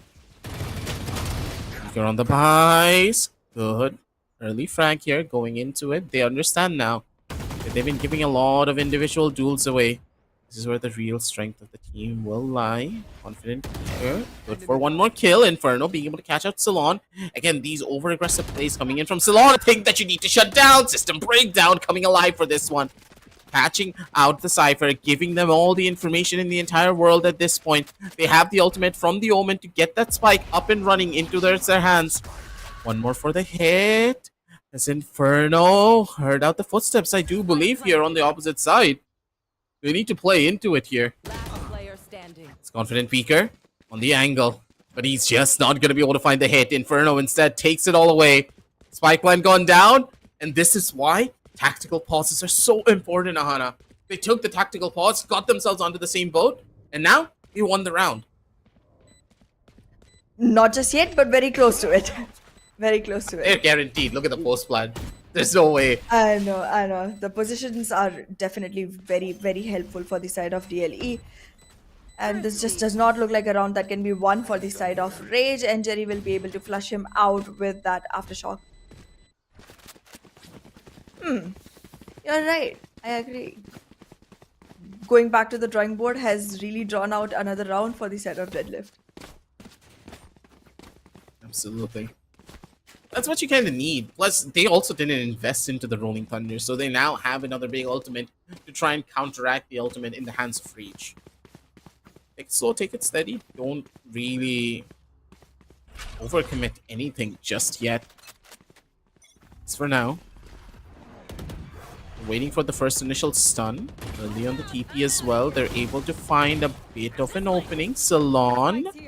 Aggressive. The spike now being spotted. Jerry's going to be able to get that first catch over onto Confident Peaker, who was the only one holding towards the sideline. Salon giving up the space now. They have information to play with. I like the fact that he didn't opt to go in for the tag, but checking out all of the other sidelines too. First initial hit. They have the information of where the fast lane is going to be coming in from. Grenache is going to be able to find one more though. Kabir. It could just be done for here.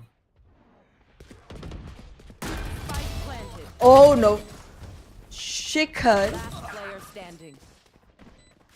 Okay, that was very well executed from the side of XCREW. They have been able to find their pieces back very quickly, bouncing back against the action that was coming in from the side of Deadlift. Rank board or not, XCREW has found their footing on this ground. But will this be their stairway to heaven? I'm very confused to why Kabir even wanted to play for the mid side. Because you know for a fact if the Neon is pushing from the mid side, there is no way the Neon is alone. Someone has to be close with the Neon inside of the side to try and facilitate that push. That basically means what? You got that first kill over towards A. A side probably has only one player in. You use the 5 players that you have, run in towards A, hold down the side, get forward positions, push in towards CT. But no, that wasn't really the case. Another instance, Ceylon did opt to go in for the push. There is someone inside of the side. Confident Peaker is waiting for that. These are the kind of things that needs to go on through your mind. Deadlift, they're making a lot of very basic mistakes, but they're trying to figure things out and turn a lot of these rounds on their heads. They cannot make any more mistakes here because that's what the members of XCREW are really hoping upon. That's one of the big ones. Find the catch and possibly Rage. He's going to be the one who's going to be the casualty for it.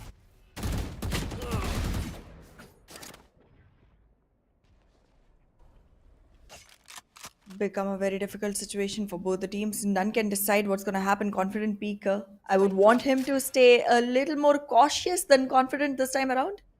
A little bit of trigger discipline could take him a long way. There comes the first fight, and that itself is gonna shut him down. Kabir not letting Confident Peaker have the peaking 30 advantage. seconds left. It's a 2v3 now, and Kabir's position on Graffiti is gonna be hard to fight off. It's going to be tough. Oh, Kabir is just completely What is that? isolated on an island. Yeah. Yeah, he peeked out first. Didn't have the best off angle to fight into it either. I like the sense that Shikar has for these things. Jerry investing the Rolling Thunder. He understands that this is one of the most important rounds for them to win out here. Their economy suffering the most possibly out of all of this. Chances presented, ultimate now being given. Both of them stunned down, but gosh, he's on the top. No way! This has gone from bad to worse, ladies and gentlemen. Through the usage of one piece of utility, Grenache, he has pulled off a miracle. that he has. And with the 6-2 scoreline, XCREW is looking forward to a much more comfortable second half. And if it goes in their favor, they might very well be able to find themselves another winning chance on this particular match, because in this BO3 series, that will stand them on a 1-1 equalizer. There's still opportunity for DLE to close this on their own favor, on their own terms, but it's not going to be that easy.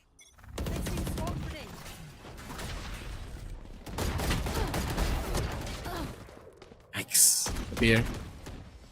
I want to find a little bit of an instance of threshold here. It's Inferno. Towards the back. To find another kill, but with the defense getting that early advantage for themselves, being able to shut down the jet, it takes away a lot of the entry potential that they could have had as XCREW. Really playing their cards right, taking every duel together as a team! And they're always ready for the trades as well. XCREW coming out on top on all of the engagements. 3v2 here already. System breakdown. And the Killjoy. Last lines of defense to try and make this one work. The side play is not going to be easy either, because the 100 Sphere is waiting for them. And I love the fact that XCREW, they're playing for their ultimates, and they're not risking a damn. 30 seconds left. With very little time in hand, it's about the point of moment where Deadlift should go ahead and put their plant in. With the numbers equalized, they are looking in a much more comfortable situation, but with Q out of the picture, Enemy remaining. it's not gonna be as easy. Great presence of mind on system breakdown, but it doesn't seem like he is at all aware of Goransh's position. Oh, he is. Oh, he is. Gets yet another one, and with that, DLE gets their third. But it's still a long way before they can call it an even number.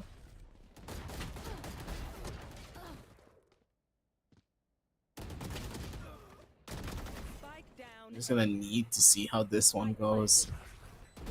These rounds are just getting closer and closer at every second, and System Breakdown is just one of those players that you can always count on.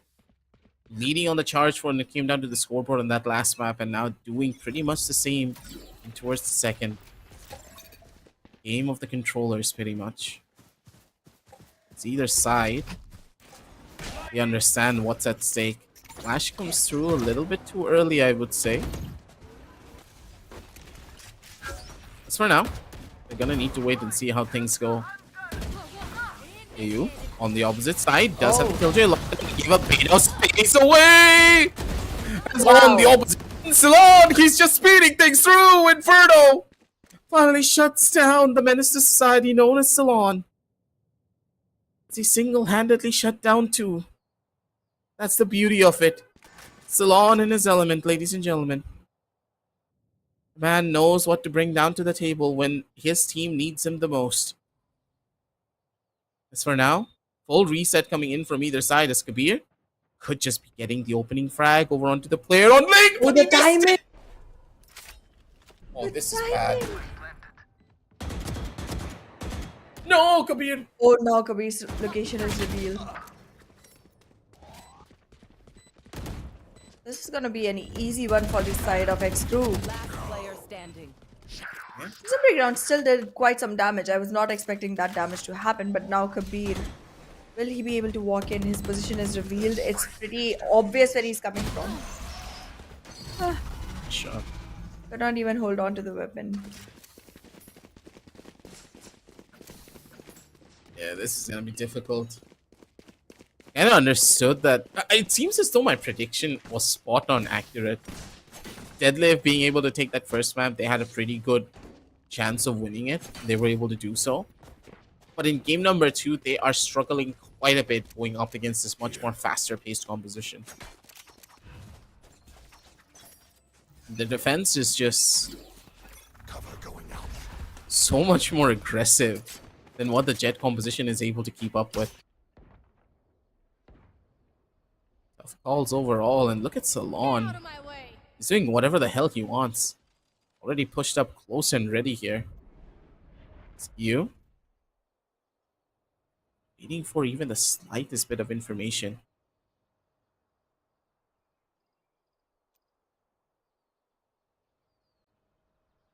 Oh, Salon is in a great position to be able to take that fight. Wow. Nice shot. Beautifully done.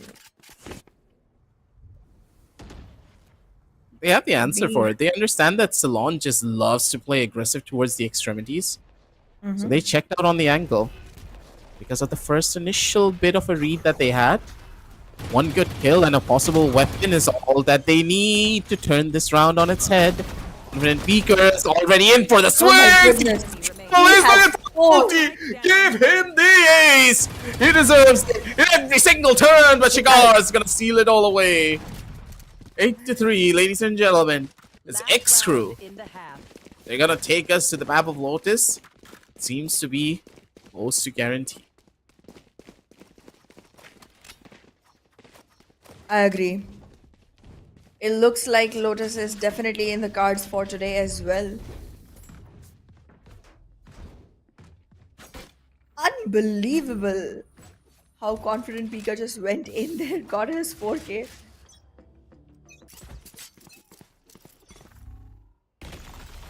The individual brilliance you were talking about, I can finally see it.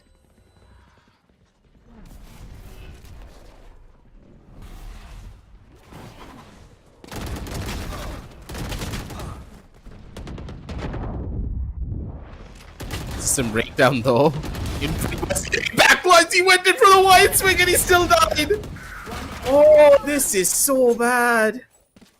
System breakdown. He needed to guarantee that kill, but he overthought the situation, and his micro suffered for it. Yikes! XCREW has gotten into the heads of Deadlift. Well, Deadlift fans would be hoping for this to turn into a 9-3 curse. But let's see if that's gonna result in that. Because again, on a map like Haven, I would expect the defensive side to do good, but not as confident about it, considering the way the game is going on for the side of XCREW. It seems like they're on a roll right now.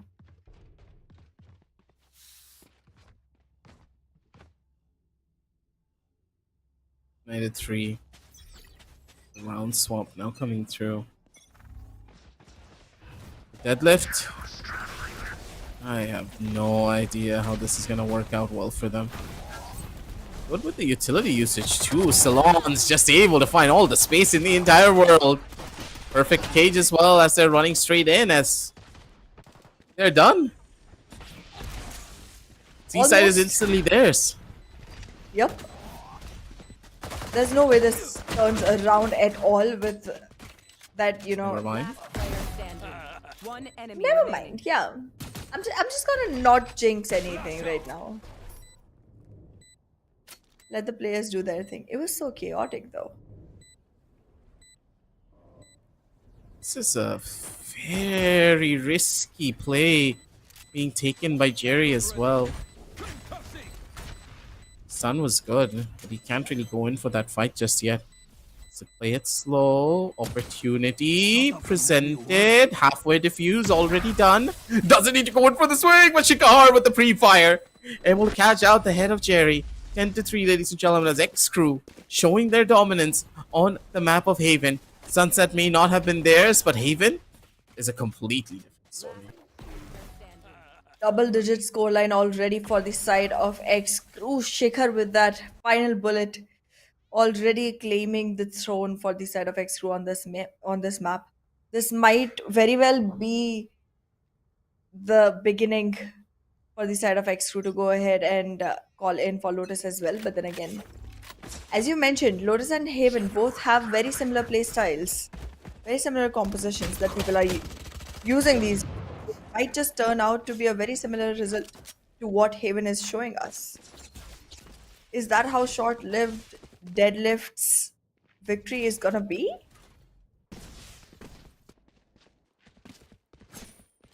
Possibly. Salon just showing his aggression. Look at the guy. He's just jumping around as much as he wants.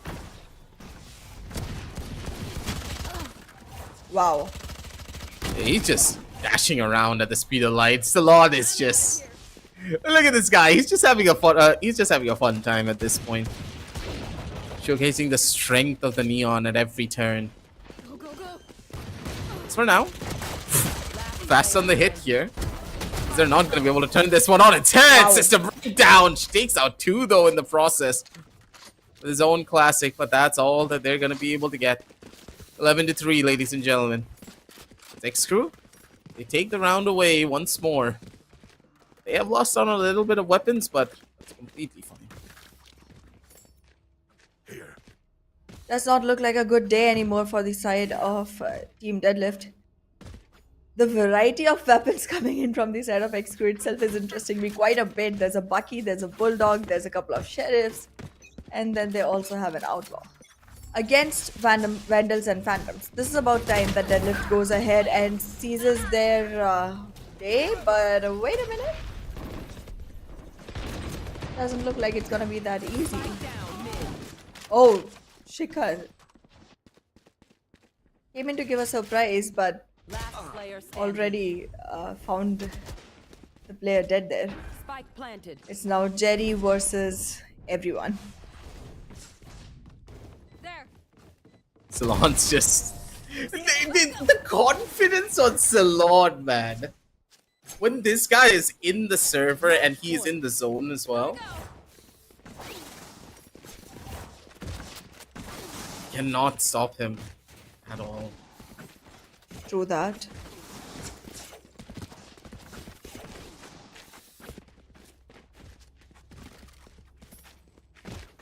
Both the teams with broken buys on the defensive side. There's a judge coming in. Definitely one weapon that I would fear going up against. Alongside the outlaw on Kabir. But that's about it. Other than that, I don't see a lot of potential on the side of Deadlift right now. And with that ultimate on Neon already being pulled off, this doesn't look like a good day. Oh, That's where the overconfidence gets you. yeah. Be careful gone. what you're wishing Wins the for. fight though? Are they doing it? I am I didn't so expect Shikhar to get confused. one. Yeah, I didn't expect Shikhar to get one, and I also did not expect them to stick to this site after all of that. They're waiting for the first mistake to come in from either side. The Omen's the only one who's on the opposite side of the map trying to play for information. Possibilities present. Recon bolt across. Trying to go in for that first hit here. Ganache is going to be able to find all of the value in the entire world. And this is XCREW for you, ladies and gentlemen. Really showcasing their mettle. And they are dominant on the map of Haven. Last one to be spotted. System breakdown. Waiting for the play, but now that he only has a judge in his hands, he can no longer take these long-range gunfights. Swap the He would get a weapon. little bit of a better weapon for these long-range duels, but Ganache just waiting inside of his own smoke. They're done. He doesn't have an answer. 30-3, ladies and gentlemen, as XCREW. They're showcasing that they are the kings of Haven. Absolutely, absolutely. I mean, once you had the written textbook methods to go ahead and follow through, I could already see the individual brilliance being heavily relied on upon from the side of XCREW. They were able to go ahead and actually deliver all that there was to be done. Maybe since it was just not their map, but right now I am able to see exactly what you were talking about when we were discussing the team rosters. Absolutely. Sunset just wasn't their map, I could tell, because the composition just felt a little bit out of place for Salon. But as soon as the Neon came in, and was just so self-sufficient. He was always ready to go in for the setups being made by his breach at every turn. And that's what I really want to see on the map of Lotus as well. Pick up on that Neon. Really just play fast, play towards the team's strength. Because the speed at which they were executing was something that their opponents just couldn't really keep up with. And this has been a problem with this Neon composition for a pretty long time. If you don't have the exact same composition, when you're not running the Neon, you're never going to be able to do much. And I do believe as we jump on down over towards crucial moments as well, you guys are going to be able to witness that too. The speed of these executions, let it be on the defensive side, let it be on the attack. Ceylon was just everywhere at all times. Wherever you needed Ceylon, he was already sitting there ready to go in for a fight.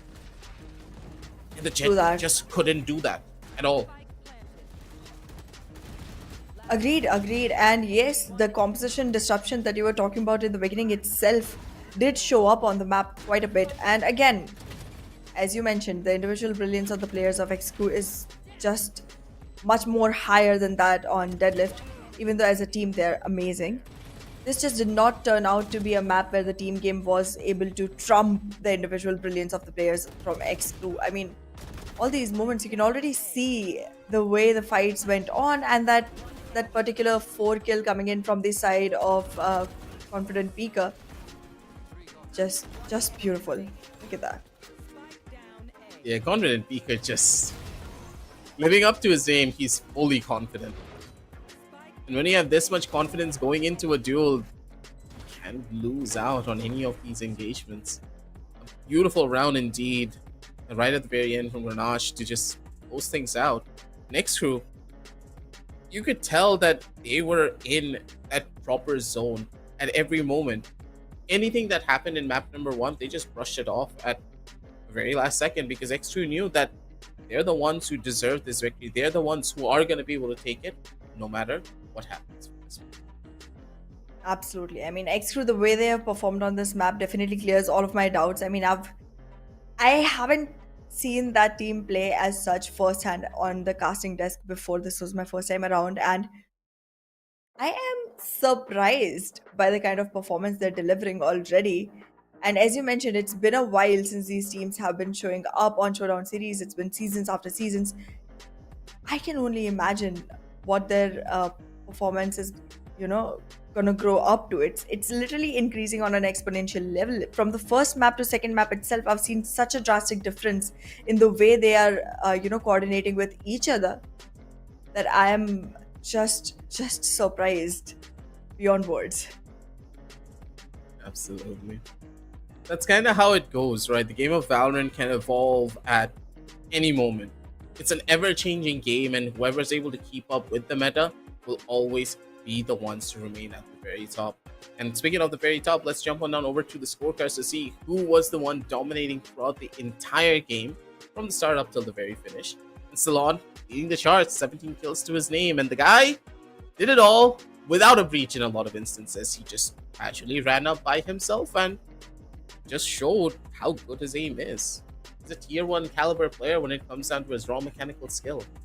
And as soon as he fine-tunes his discipline just to the slightest degree, he will be unstoppable. This was just beautiful. I mean, a 16-round game, and in that you already have 17 frags from the side of Ceylon. Nobody is coming close to that from the side of Team Deadlift. Kabir just could not match up the same, flexibility in gameplay as a Neon would, being a Jet himself. And yes, the way XCREW has delivered this performance, it's been amazing. And I know Ceylon is definitely climbing the numbers up there on the top 10 leaderboard as well. He was on 10th position until today morning. But I think by the end of this, it's going to be a much higher number that he's going to acquire for himself. Yep. I don't know. We'll just have to wait and see how the map number 3 is going to be looking out for them. I do believe that we can just jump on down over into the third map as well. I'm pretty sure the players are raring to go to see how this is going to be panning out. But what do you think is going to happen on the map of Lotus here, Anna? Because on Lotus, I do believe the compositions will remain pretty much the same. If DLE want to change anything, it will be Kabir switching over to the Raze or maybe the Neon. But other than that, it should be the exact same composition. I believe that it's gonna be a similar composition, but I also believe that it might be a similar situation altogether, because I do not think that as you mentioned, being similar kind of maps, being similar kind of play styles, and similar compositions altogether, I don't think there's gonna be as much change overall on this particular series with that. But yeah, the MVP of this map is gonna be Ceylon, as we already discussed. Would you want to shed some light on the other stats of this player? Salon's he's incredible. Every single time when I see Salon, I think of the improvement that he has made as a player. He's had a very rocky season, I would say, in season number 3 or season number 4. It's either one of these two seasons. Okay, no. In season number 3, when he was still playing for Nayori, he had a very rocky season. But as soon as Nayori did release him with Super Kata, he completely reformed himself. The man was just incredible. And you could tell that his individual skill has gotten to a point where he can duel pretty much anyone and still be coming out at top. But for now, we're going to be heading on down into a very, very short little break, ladies and gentlemen, as we set up game number 3 for this best of 3. Don't go anywhere. We'll be right back with more Valorant action.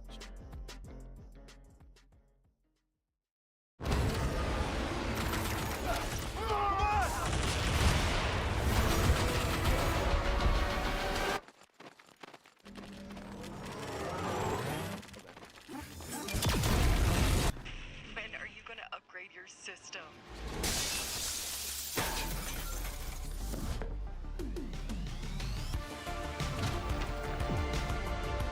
Alright, let's do this. Once there was a hunter who saw what others could not. With a magic case in her backpack, she roamed with wild abandon into the great unknown. Her gaze inescapable, her reflexes lightning fast. When armies swarmed, she went through. With eyes open wide, hands steady, holding, watching, capturing everything in sight.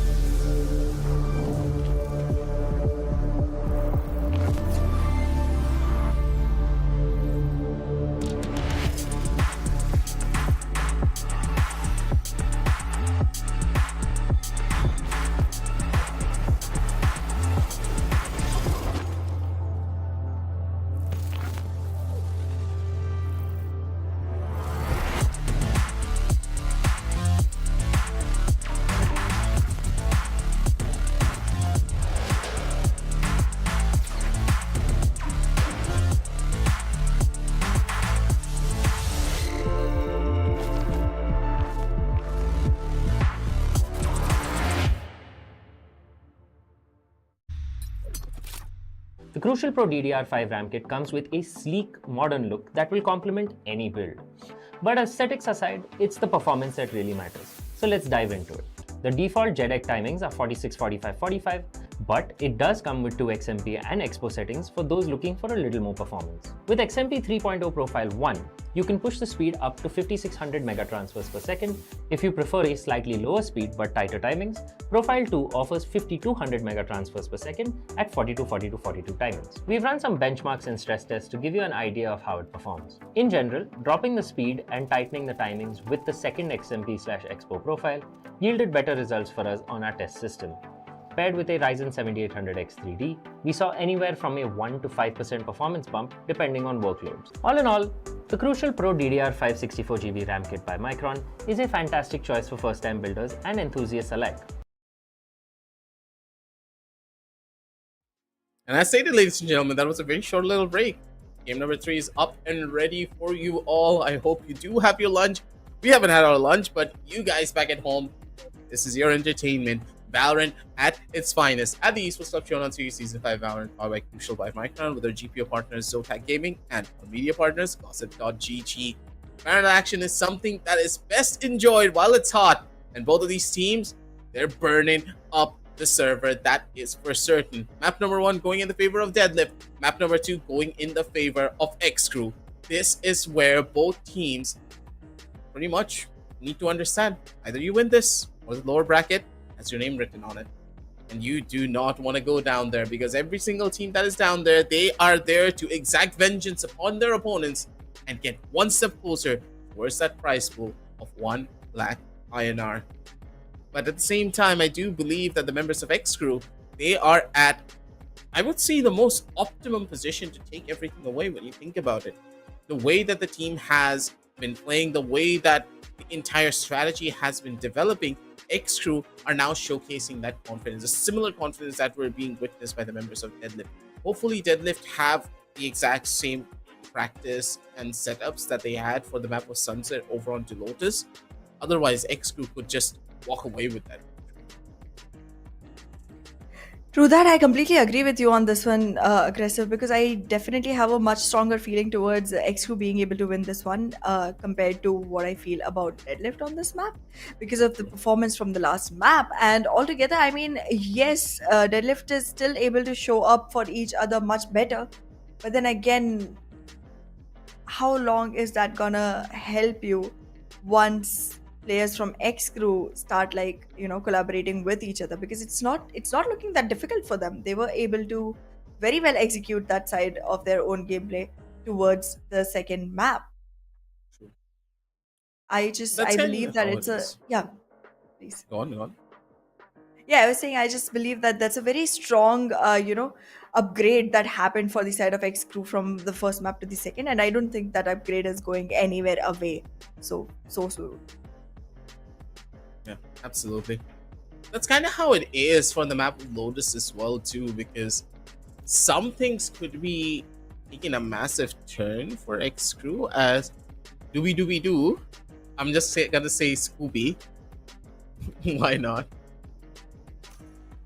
He's gonna be on the opposite side of this. Deadlock could have gotten picked up, but instead, going in for a much more standardized composition. X Crew picking up on the breach and the fade. They have a lot to play around with. While on the opposite side, Deadlift, a much more strategic based composition where overall setups could really be the king of taking over the map. On one side, you have a lot more of an aggressive basis to take control. On the opposite side, you have much more of a slow paced, methodical approach. Salon, though, being on that raise is what really has me worried. His Neon can show brilliance, but his raise has a tendency of suffering from time to time. Hopefully, it's not going to be the latter, but for Salon, this is a big decision to make. Do you want to pick up on that raise, or do you want the Neon in the arsenal? I would want Neon to be there, but well, it is gonna be raised nonetheless. Yeah, on both the sides, it is gonna be the race, but I do love me some Viper on Lotus. It's been a while since I've seen people pick that though. It's been out of the meta for a while. But I do enjoy seeing some Viper plays. So let's see if that's gonna, put things in place for the side of Team Deadlift. They have been trying to go slightly wayward towards the, older strats and still try to squeeze something in. Let's see if this is gonna be fruitful for them, because already from the side of X crew, as you mentioned, the race hasn't been as useful with Ceylon, and that's what they're going for. So there's already one ray of hope for the side of Team Deadlift. So you never know. It's all about shutting down Salon before he's able to find value. With Neon, it's easier to gain a lot of value because you also have a way of getting out of any sticky situation, because you can instantly throw out your stun or throw out your flame wall and just jump straight out with your speed. But with Raze, it's not that simple. If you commit both of your satchels, just a sitting duck on an island, and you require your teammates to give you that proper setup to get yourself out. So for now, Dooby Dooby Doo, waiting on the seaside. Love that name, by the way. It's to wait and see if he can Absolutely. find a bit of information. Good nade. Pretty much clearing everything out as the chance. Scooby, good for one kill. He's not going to be able to find more than that, but gains the information and deals a good chunk of damage. Even if he did die, it's completely fine because his teammates can go in for the retake. Spike planted. The whole defense is trying to squeeze in from one single area of entrance, but it's still working out. Ceylon will be able to squeeze numbers down. Player However, standing. players from the side of Deadlift are still going to be able to lift up their own weight. Where did you come from? That was a surprise.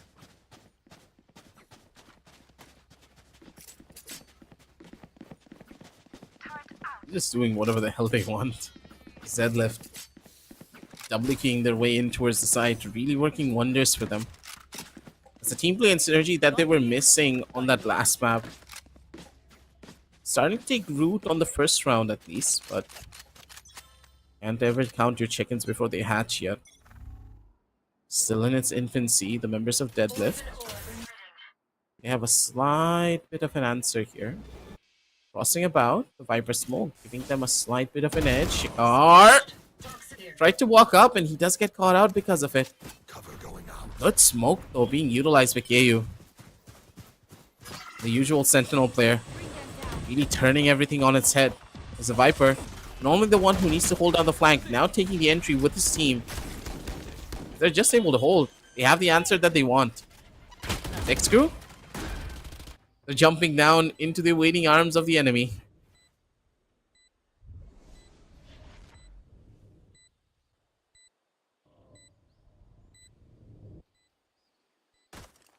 Rage is currently still trying to find an entry towards the site. It seems like XCREW has turned into the attackers for this particular round. The fortification from the side of Deadlift is very strong, and you can already see how useful the Viper Edition is for them in this particular round.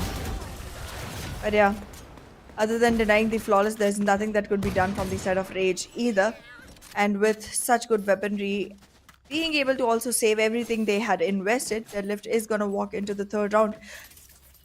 This is looking anticlimactic. Like, looking at the performance from the second map, we had ourselves believing that it was going to be a much more favorable map for the side of XCREW. But then again, as you mentioned, Ceylon on Raze is just not as lucky for the side of XCREW as him on Neon is. Find you. It's kind of the problem now, isn't it?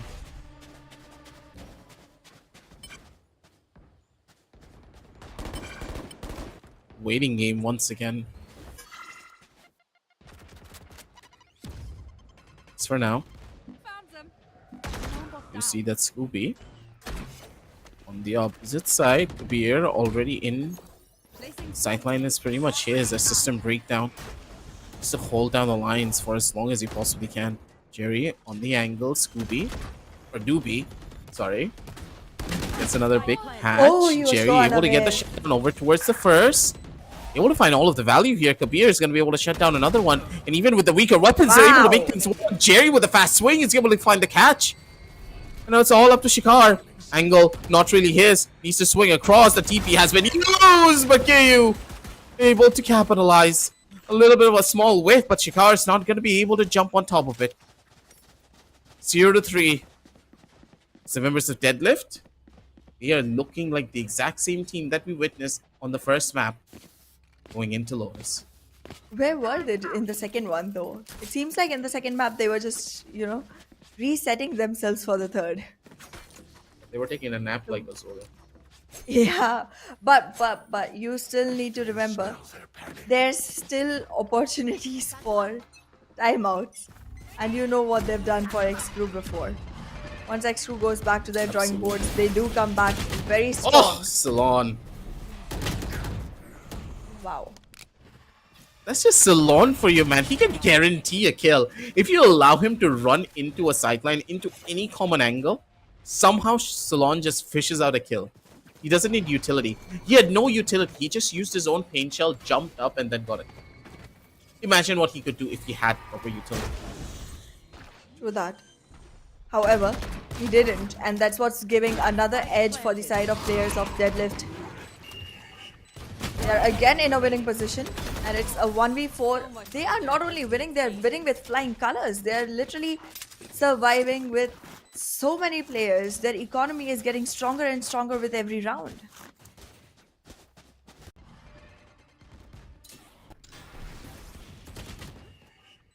They're just doing whatever the hell they want. Inferno as well in the process. so much for their elite. The smiles on their faces is what really gives them the read that they would need. 0-4 though on the scorecards for now is Deadlift.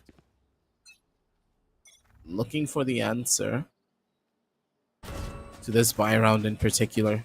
Because this is where XCREW have been given a chance to really turn everything on its head once more. Shikar with the early control. They do know for a fact that east side will be a little bit weaker, but going into the Killjoy's own sideline could just be the biggest problem. Scooby waiting for the fight. Doesn't really go in for the hit just yet, but he does find the double kill in the process. One more to be spotted. The C's is going to hold them back down even further. Good ultimate being utilized too by KU to just give them the little bit of an opening and to play in towards the back end of site. System breakdown, can easily jump across if he wants to. Goes in for the swing, but Salon's going to be able to find the double in the process. 1-4, ladies and gentlemen. The idea was good, but the execution was a little bit too delayed. As XCREW, they're able to capitalize. Good first round coming up.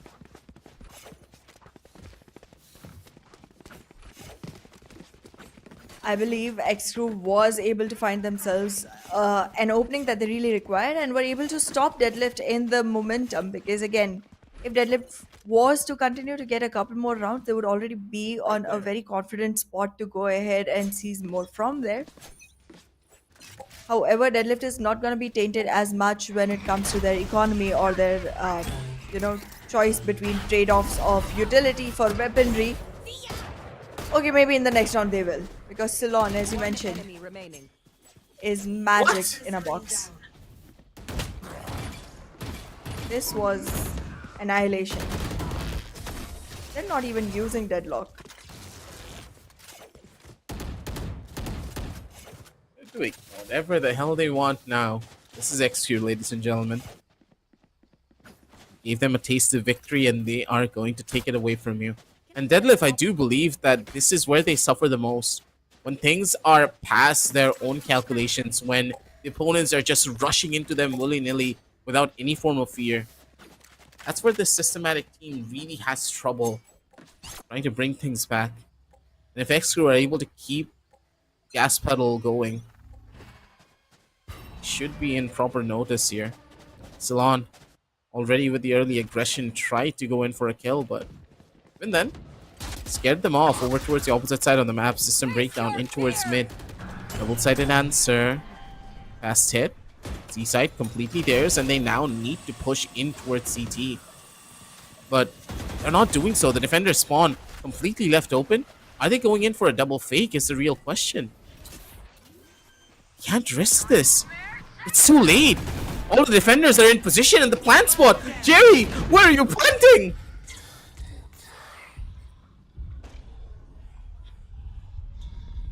This Nightfall is gonna be a nightmare altogether for the side of Deadlift.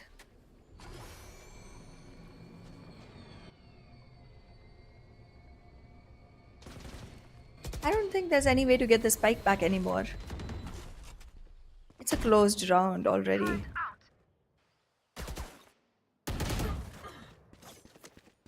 One after the other, just picking heads from the side of XCREW, looking forward for a flawless round, but no, everything is gonna break down when they face system breakdown. Enemy remaining. A 1v2, still the numbers are gonna be in the favor of XCREW. But will they be able to continue with it and result it into a victory for themselves? I don't see this working out at all here. XCREW just took this one away. This was a very hefty mistake being made by the members of Deadlift. They were hasty on their approach. They need to be a little bit slower in the way that they want to take a lot of these fights. And what was the plant position from Deadlift as well? They had such a good early start, but Jerry opting for an open plant when you don't even have defender side spawn control? What was the game plan there? None that I would be able to understand. But yeah, yet again, there's a all-player rush coming in from the side of side A, but that's not going to result much because, as you mentioned, Ceylon will be able to go ahead and confirm kills. With only 2 players remaining on the side of Deadlift, they have a couple ultimates and a dream, which does not seem to be one that will get fulfilled. A flawless coming in for the side of XCREW yet again. Equalized score lines, not only on maps but also on rounds.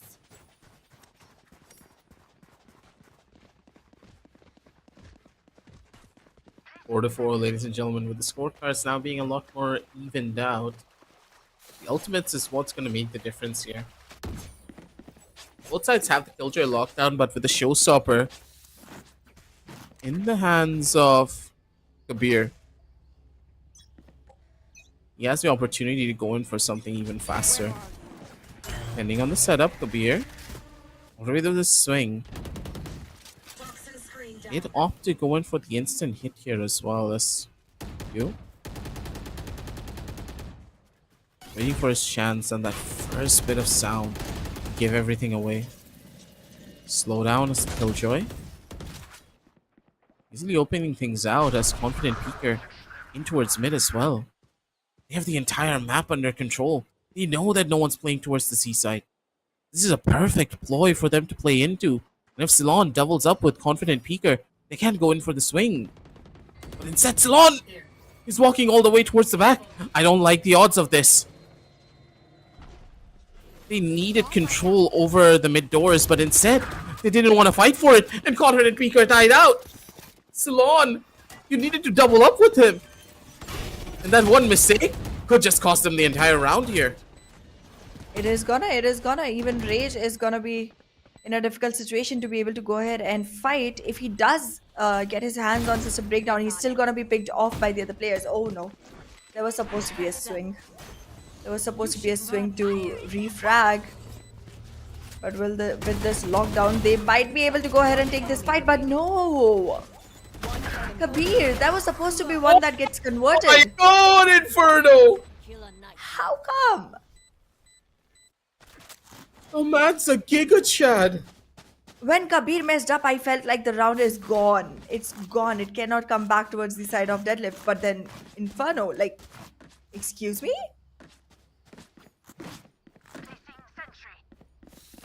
The man's a raging fire that cannot be stopped. His blue flames just completely annihilating his opposition. The aim on this guy. Inferno, man. Single-handedly turning rounds on its head. This is the strength of your initiator. A good thing here, Ceylon. None the wiser for it. The ultimate was utilized to give them a little bit more of space to play around with, but even then, it's just not going to be enough. The triple stack peak again coming in from the members of Deadlift as they're finally getting back into the groove of things. The mistakes that they were making being toned down piece by piece at every turn. Jerry, though, they get caught out, and now KU in a bad position of his own. Couldn't really do much. Rage is going to be the one to take him out instead. Big ultimate, Inferno with a chance to go in for a play of his lifetime.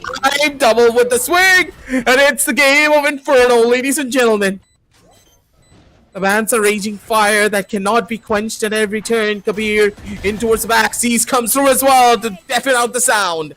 4-6. Is Deadlift? They're looking to take their entire enemy by storm.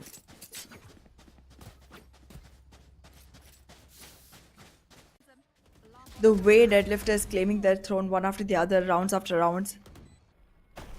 I am so confused about how this map is gonna go forward. Both the earlier maps were very, decisive since the beginning. You could tell which team is doing better. This map does not have the same story. If Deadlift is able to convert the coming 2 rounds as well, they will be at a much better position to go forward with on the second half. These are going to be 2 very crucial rounds for both the teams. Face your fear! Doing well in this. That's for now. Spike planted. Small switch outs as Confident Peeker. That first hit over towards the opposite side. Shikar is going to be able to find one more. Jerry, though, trying to be the difference maker, as he's only the last player remaining, but he's trying to make things work. But for the first kill, knows the position of the last couple. Ceylon on the angle, the damage already done. Jerry in towards the back. Given a chance, given an opportunity. Swing across, raise, the angle's his! And the off angle was even better. The Bucky able to find value as well as XCREW. They take another round away from them. Last 5 to round 6. before the switch. As the Nightfall still in the hands of the defenders. They're in prime position to take this one away. This was a beautiful round indeed coming in from the members of XCREW. Not a single 1v1 was given up till the very end. Salon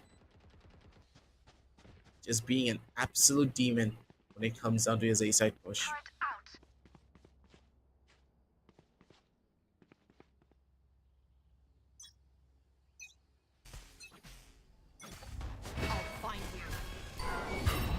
Yet another round, yet another opportunity for both the teams to go ahead and seize themselves more heads, but this is already in the favor of Salon. As you mentioned, the dude is a force to reckon with. Killed my bot. Yet again, an attempt for site A from the side of Deadlift. Does not seem like the most easiest entries this time around, because now XCREW is already aware of how these executions are working. The mid control is going to stay in their hands. They're going to make sure that B-Link does not get opened up.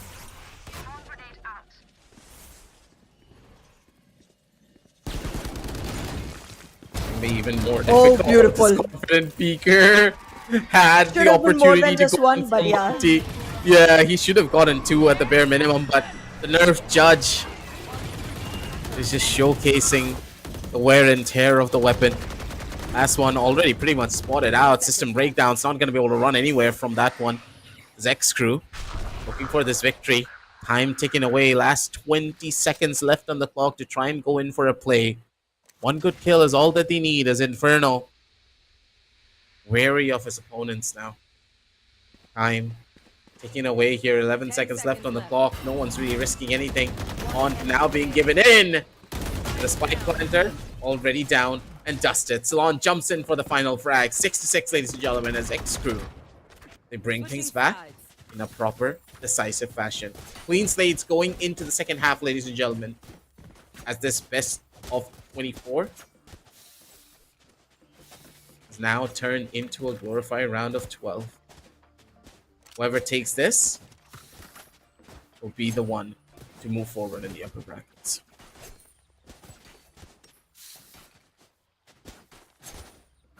It's nothing to be taken lightly, because if you stay on the upper brackets, you get one more chance to continue your journey. Lower brackets, however, are much more scarier. There. 12 rounds through, 12 more to Mark go. one. And this time, being on the attacking side, XCREW, they are taking things slow.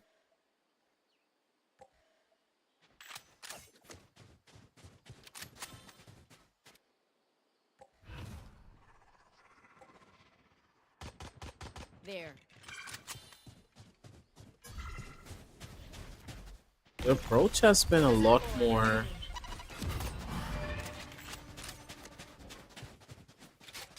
dimensional, I would say, too. Small changes out here and there, as on towards the C side, they have made the noise, but instantly opting for a rotation in towards A. They're running into the Killjoy setup. Killjoy's job is to not really go in for a kill or to hold them back, but try and gain as much information to just maybe fish out a kill or deal a bit of damage. But system breakdown, not able to go in for anything here. Taking it slow, but with the swing that was very much unnecessary. His teammates not in the best of positions to try and even trade him out here. Tough calls, tough positions, but overall, the members of Deadlift not looking their greatest here. Possibility, swing across. It's going to be Salon with the multi-frag as well, coming in strongly. As XCREW, they're leading the charge going into this first pistol round. This pistol round, there's a lot of weight, mind you, to Ana. Because if they're able to get the pistol round and the second, it's 8 to 6 with a strong head start going into this later half of this best of Gun three. here.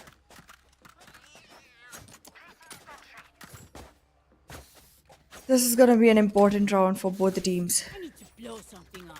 Deadlift needs to break that flow. There. But XCREW, they've already invested pretty well with all the amount they got. That outlaw already taking Q off. One of the main lines of defense for site A is gone now. The wall cannot rise up and again.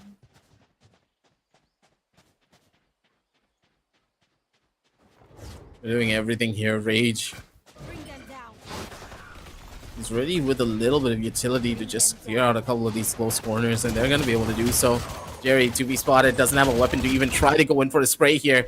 Last couple of players in towards the side, maybe a kill. Even that is not going to be a possibility. System breakdown coming in for a little bit of a play, but even that is not going to be a possibility for them to find.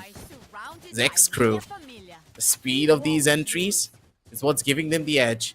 And the age-old problem that we saw coming in from Deadlift keeps on repeating itself at every turn. They know what to do when their opponents are playing systematically, but when the rushes come in, their adaptability suffers greatly.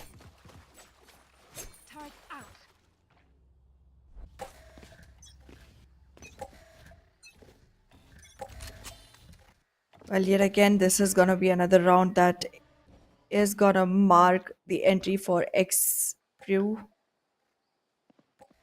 into the world of where they can start building their victory, not only just, chasing Deadlift anymore. Jerry, however, has a great position, but being blind won't be able to do much. Ceylon with that judge declaring all those punishments. A very early planned and very early executes coming in from the side of XCREW. And that showstopper being online, I knew it was going to be used instantly. That's just how Ceylon uses it. Missed it just a little bit. Last player standing. They need to just finish things off as quickly as they possibly can here. XCREW still in all the advantages they could have hoped for. Kabir, little bit of a spray. Gonna be able to find it, but try and find a clutch. Not gonna happen up against an outlaw, waiting for him to go in for a swing. 9-6, ladies and gentlemen. Again. XCREW. Weapon here. They're taking round after round at this point, just slowly but surely shutting everything down.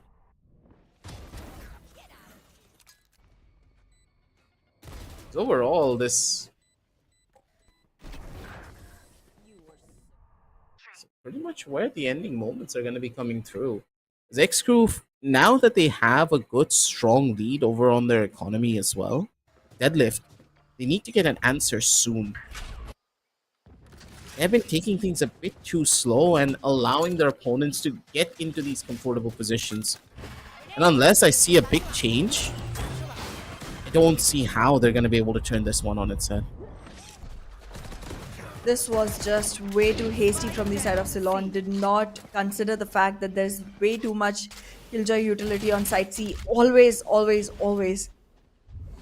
Would have been yet another good round for the side of XCREW, but this time around it seems like Deadlift is finally bringing the answers that you wanted from them. They're finally picking up their pieces, coming back into the game, and making XCREW kneel to the ground. I'm not gonna say that they finally found the pieces. It's more like Ceylon just started playing the song I Believe I Could Fly. He believed he could touch the sky, but not like that. Spike planted. For now, though, XCREW, they did get the plan down at the bare minimum. I know, I Into get the it. post plant.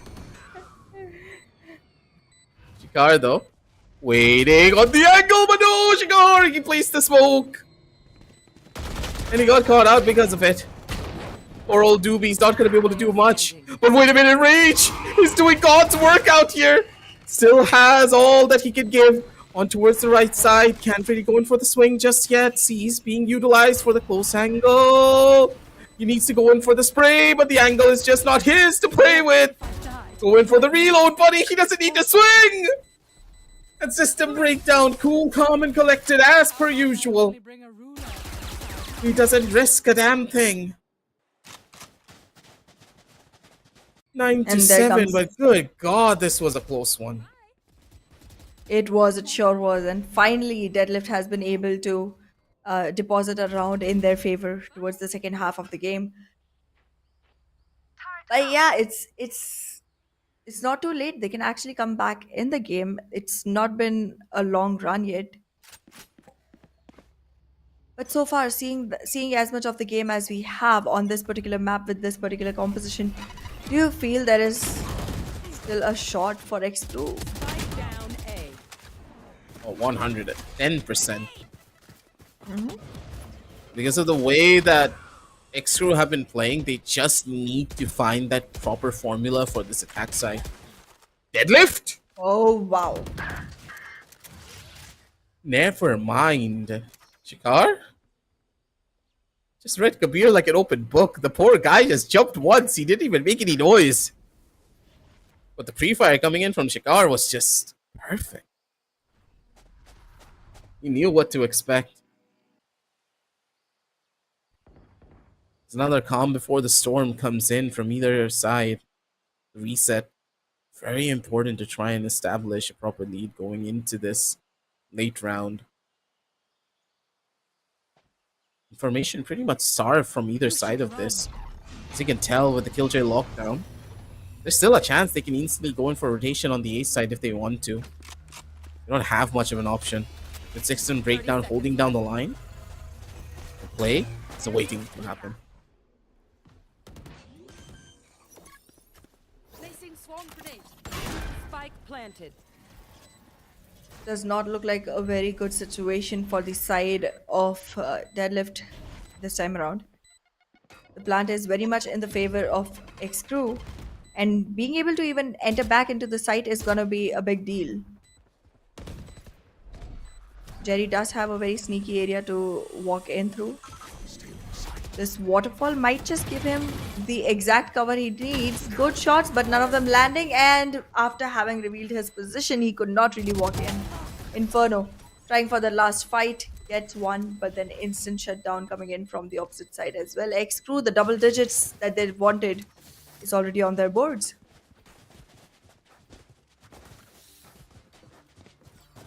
And the 7, ladies and gentlemen, this is XCREW in their element here. They still have ultimates to play with. Plus, with the Showstopper and the Nightfall in the hands of Deadlift, what are the options playing in here? How do they want to turn this one around? Because Deadlift's opportunities are even closer to a possible change. This confident peeker finds an easy kill using the Killjoy bot as his first line of Oh, contact. wow. Slon's able to find another big catch with the nade. And as this is an equal round, I do not see how they're going to be able to convert this. They need a kill, they need a weapon. But both of those things, they seem like a far-fetched fairy tale for them to try and get. Last player standing. Spike planted. Well, this fairy tale has to come to an end, and there it will be. Denying the flawless is the max that could be done from the side of Deadlift. XCREW with the 11th on board. 2 more rounds is all they need. But is it going to be easy enough to get those 2 is the question, because Deadlift is not that far behind either. As you mentioned, their opportunities are limited, but that's still not next to none.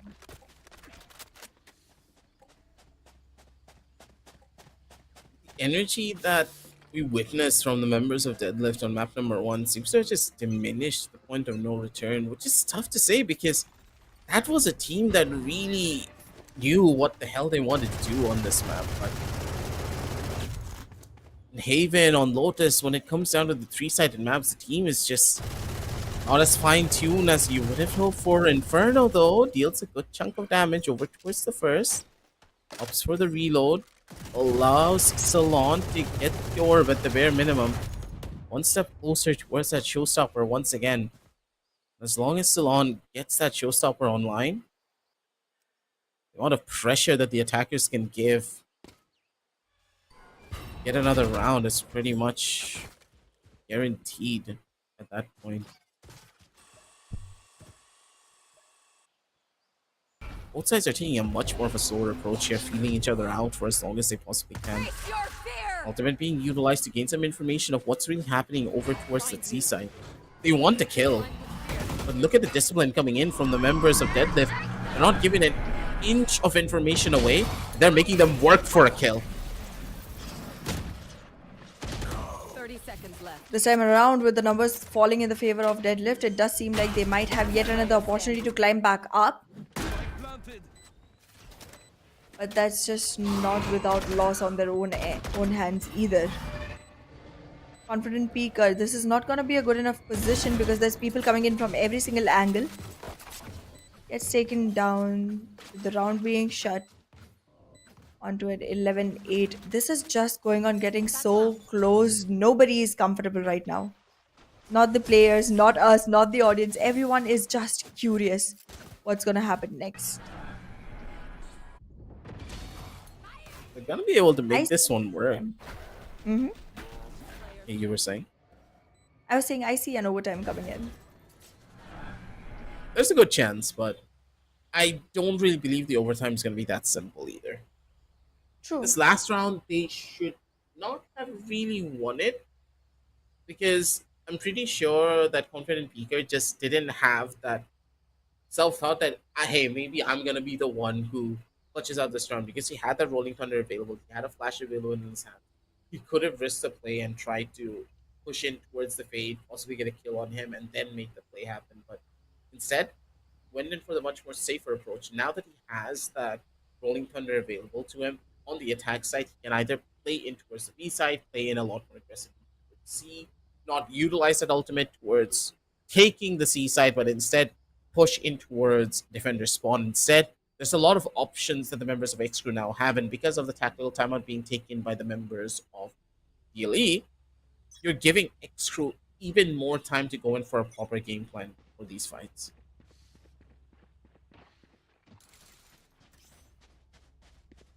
It's absolutely the looking answer. like one of... Yeah. Go ahead.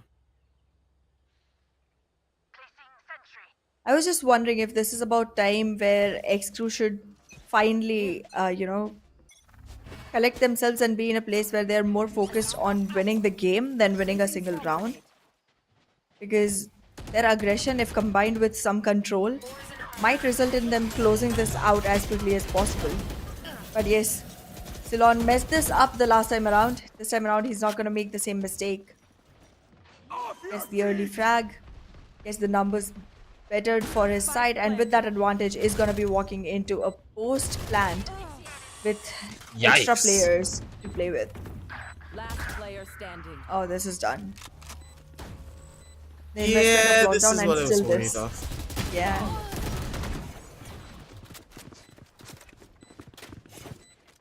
I am so confused at what Inferno was trying to do there.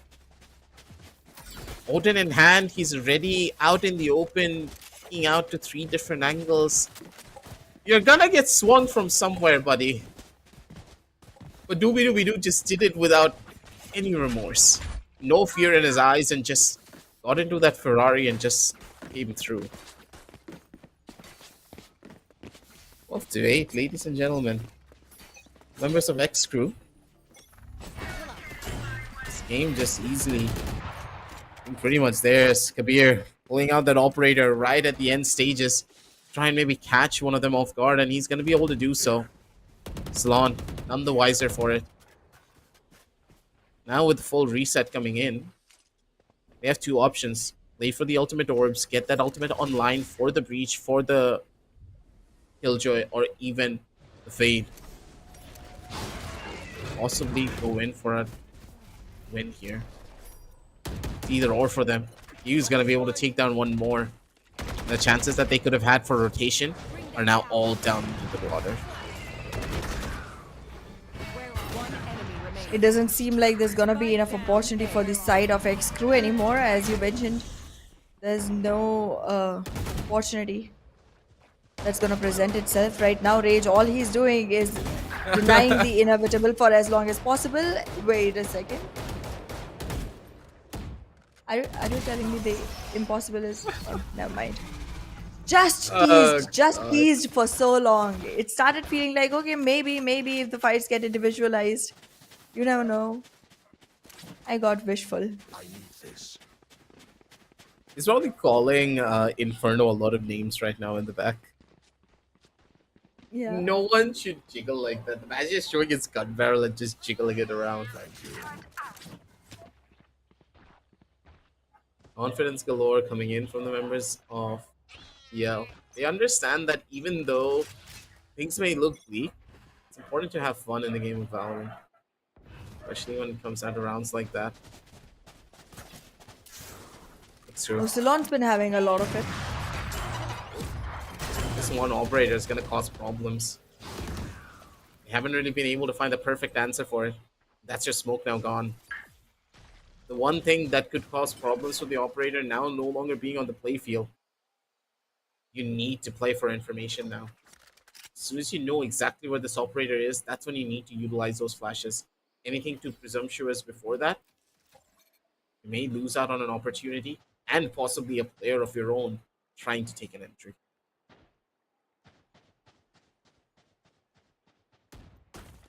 This time around, it does seem like it's gonna be a site A push. However, I don't see a lot of reinforcement from the side of XCREW to be able to go ahead and fortify their position in the site. The rotation is quick. There's still presence of Viper on site C to make sure that if there's any rotation coming in from the side of XCREW, it can be sniffed off as quickly as possible. 30 seconds left.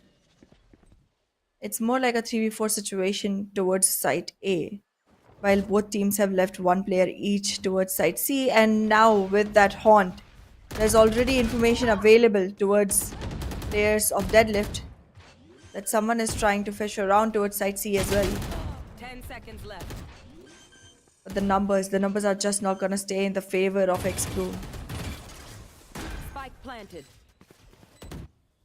This is very important that Rage stays alive and his teammates inside of the site are able to live for as long as possible as well. As long as Rage is able to live through this one, this is going to be perfect. Kabir with this operator just being such a dangerous force to deal with.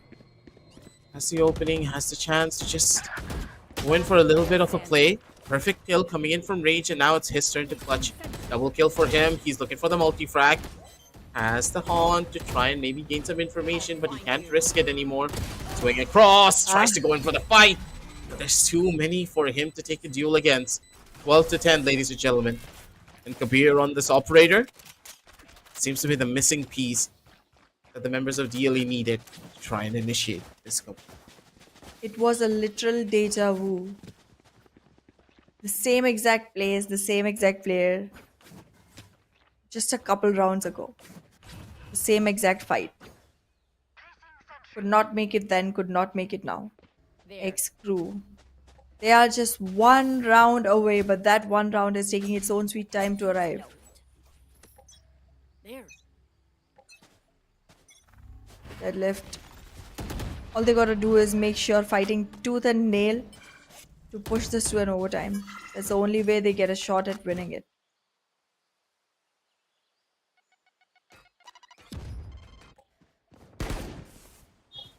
Taking their time for this one as well.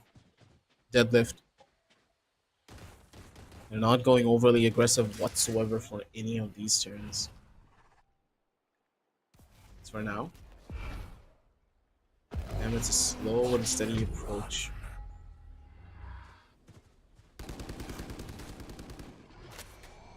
Trying to make a run for it now.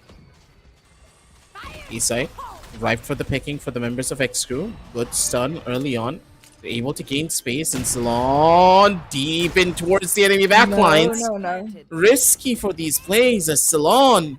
He needs to understand there's an operator waiting for you on the opposite side. He has no fear in his eyes.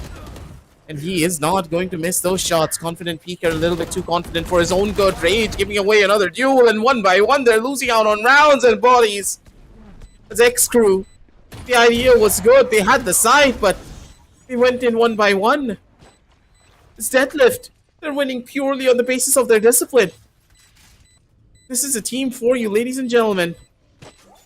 The disciplined play from Deadlift could just be the thing that pushes them into overtime. unless XCREW change their formula. Well, it's now or never for the side of XCREW, because now if they lose one more round, it's going towards overtime. And that's where things might change around completely, because then there's a win streak momentum going in the favor of Deadlift. So XCREW definitely would want to close this out here. But yeah, it's gonna get more and more difficult for both the teams. Looks nothing like the first or the second map. Completely different ball game altogether.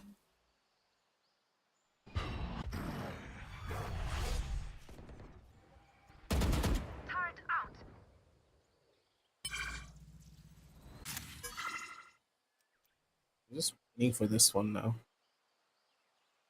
XCREW being a lot more slow in their approach. Understanding that they're at the home stretch, and if they lose here, this overtime could easily not be theirs. Take your time for this one, buddy. You should run. It's Kabir. He knows the risks. Just needs to play this one smart. Face your fear. First offer, now being given, ultimate broken through. With the Nightfall, they're gonna be able to take this fast entry through quickly, but wow. Kiru with the spray down! He's able to shut down 3. A beautiful hold being done by the Viper. In towards the seaside, that's his realm. And you are not setting foot into his household. 30 seconds left. His XCREW, he could have had a chance to turn this one on its head. But it's not gonna be the case here. Inferno, Kabir on the double-sided angle. Kabir is gonna be able to find one at the bare minimum, and that's the trade that they needed.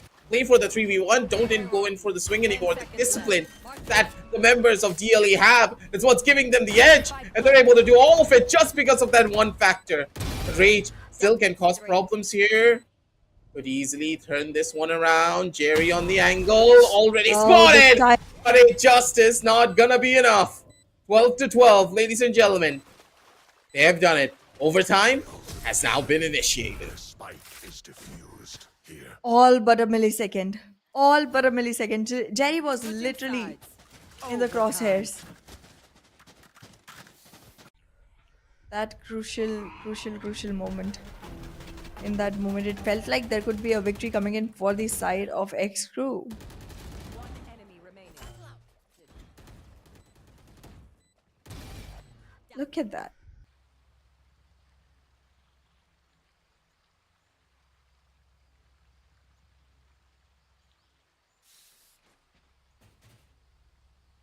In this overtime, what do you feel like might the result be? And don't be diplomatic with me.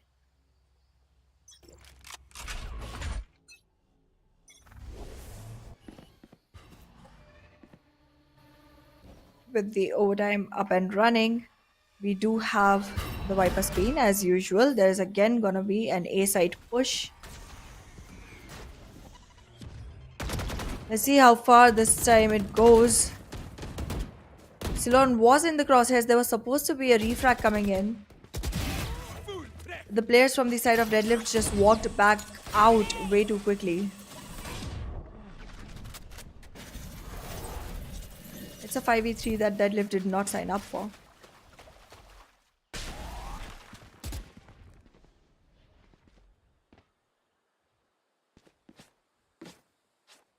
In current situations, it seems like all Deadlift is doing is dying, just walking into the areas of sight which are not under their control and losing players one after the other. There is retaliation coming finally from the side of Inferno. Will he be able to accomplish what he wasn't able to do the last round around? And the answer is no. Yet again, with 2 people surviving, XCREW will be able to pull this.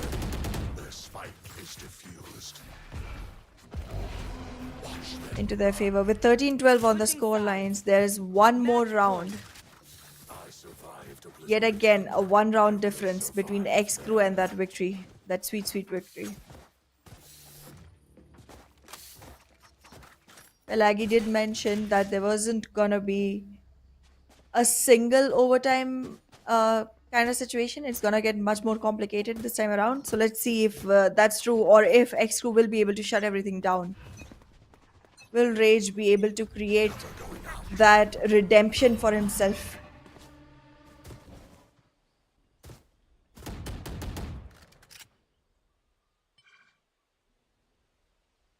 There's still a lot of disruption. Both the teams taking it pretty slow right now. Both of them desperately need this win.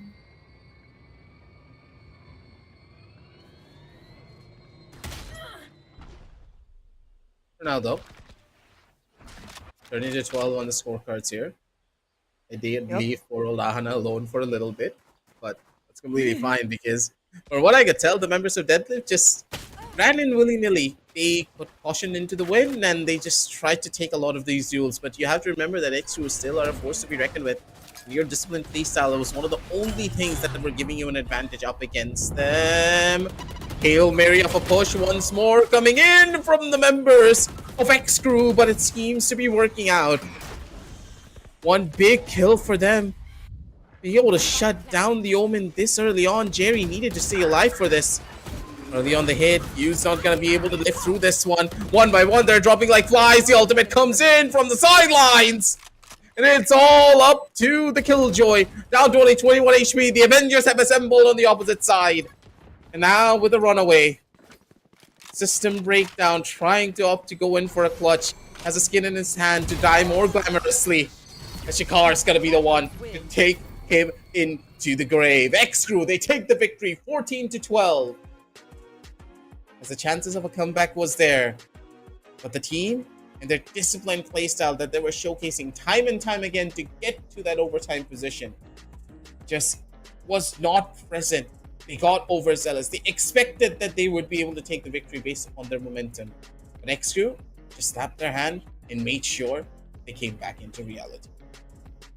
Absolutely. XCREW, I mean, I know Rage would be kicking himself so hard for the last round of, the generic 24 rounds that we have. It could have literally been a 13-11. He was in a very good position to be able to make that frag. But yeah, I knew that the redemption was coming in. I just did not know it would be that quick because, as we discussed before, it felt like it was going to be a much more complicated overtime with more and more rounds being added to the overall tally. But just 2 rounds, that's all that XCREW needed to call this a win. Not a very good start, but it did give them a good ending. Let's jump on down over into the crucial moments to see exactly what was going on when it came down to the overall game. There were a lot of incredible plays. The aim was just insane from each and every one of the players from either side of it. There were superstar level performances coming through from Inferno in particular for the members of Deadlift.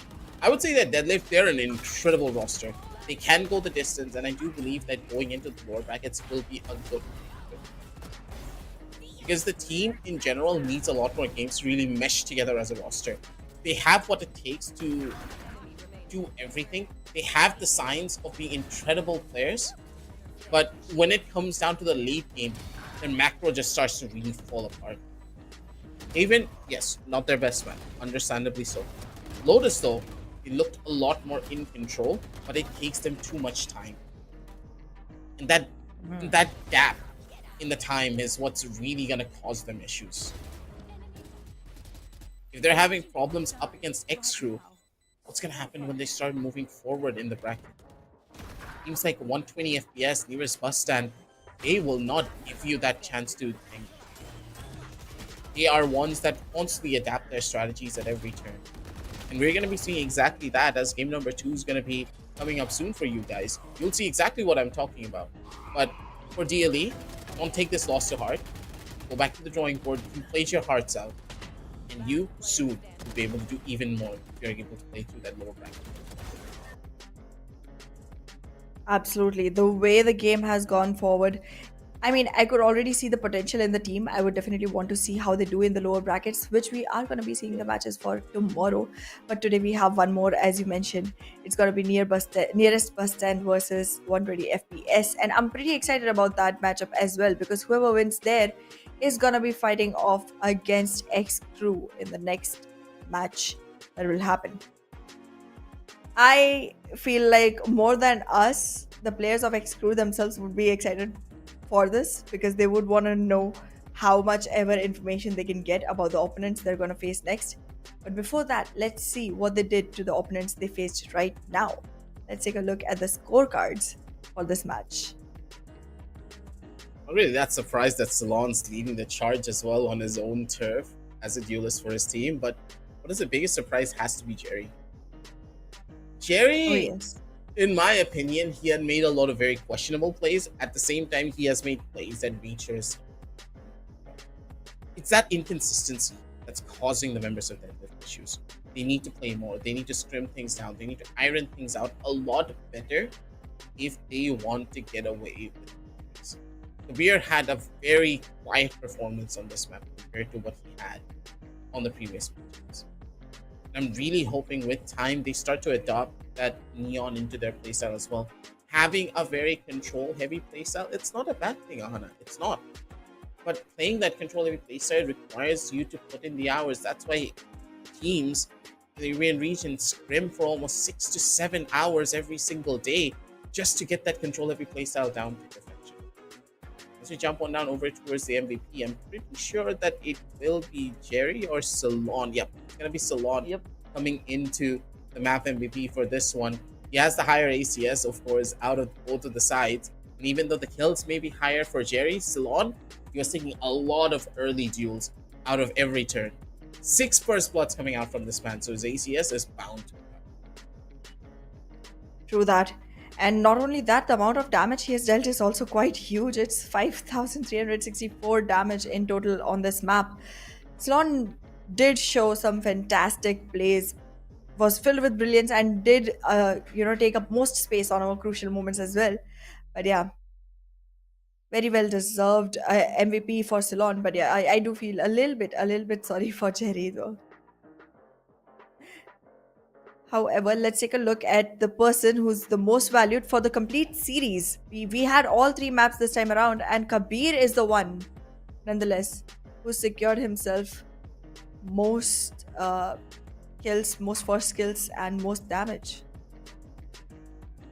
With a 37% headshot percentage as well, Kabir really did put up a superstar level of performance across all 3 maps. He was consistent in every regard, but thing is, he was able to do the job of a duelist in some situations. That's kind of what differentiated both of the sides. Salon was just ready to take fights no matter what happens. Even if his teammates were not able to give him utility, he will still take the duel and possibly find a kill out of it. While Kabir, a lot more systematic in his approach, he waited for his initiators to give him a little bit of setup and then opted to go in for the play. He did not have individually brilliant performances compared to Salon, which was kind of what differentiated both of these duelists. Consistency gave him the MVP, but Salon's fearlessness gave him the victory for this best of 3. Hopefully, as they are going to be in that lower bracket run, they're going to be coming back stronger. I can guarantee you that, because Deadlift, I do believe they have a bone to pick with the members of XCREW later on now. They would be waiting for this revenge matchup to happen as quickly as possible. But in that meantime, they do have quite a lot of things to work on. As you mentioned already, they have to get themselves on board to be able to actually face off that revenge in a situation where they can consider themselves for the victory. But yeah, let's look at all the players who have been able to find themselves most numbers of MVPs, while Ceylon was... Yes, Ceylon has also, climbed up here alongside the top 10. Ace's one-tap god is technically not here, but nothing to really worry about. FNoob really leading the charge from his own side as well. MVPs holding down strong as pretty much strong as possible here. But for now, jumping on down over to the level up leaderboards, ladies and gentlemen. Updated out, and C9G AK Demon still holding down the fort, and I'm pretty sure they're going to be going even higher.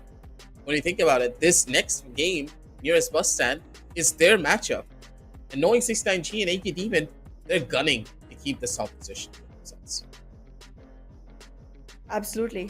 But yeah, in the meanwhile, you can see Ceylon walking his way up from 10th position to the 8th. Every single match is adding a lot of value to their overall standing in the level up leaderboard as well. Slowly but surely, we're seeing competition rise for the side of AKT 969G as well. However, in the next match, they will be able to climb even further high. So let's see how that turns around. That's going to be it for now for this first initial best of 3, though, ladies and gentlemen. We still have a lot more Valorant action for you waiting as soon as we do come on back from a very short little break as we set up everything for the members of nearest. Yeah, it's going to be another new stream soon enough, ladies and gentlemen, as of course it's going to be the members of nearest bus stand going up against 120 FPS. It's going to be a very heated matchup, possibly going the entire distance of 3 maps as well, but knowing nearest bus stand, they are going to heat up the server, that is for certain. Make sure to check out all the links down below the description in the meantime as we are setting everything up. Of course, check out Crucial by Micron and Zodiac Gaming if you are looking to get that graphics card to pair up with your Crucial SSDs and RAM sticks. But for now, it's going to be your boy Aggressive with Anna signing on off for the Esports Cup Showdown Series Season 5 Valorant powered by Crucial, with our GPU partners being Zodiac Gaming and our media partners, Gossip.gg. Don't go anywhere. We'll be right back with a lot more Valorant action.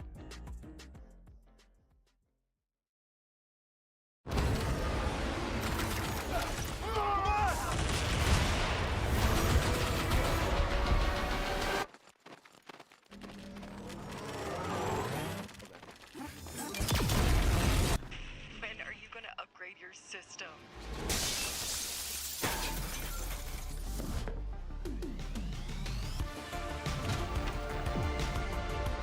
Alright, let's do this. Once there was a hunter who saw what others could not. With a magic case in her backpack, she roamed with wild abandon into the great unknown. Her gaze inescapable, her reflexes lightning fast. When armies swarmed, she went through. With eyes open wide, hands steady, holding, watching, capturing everything in sight.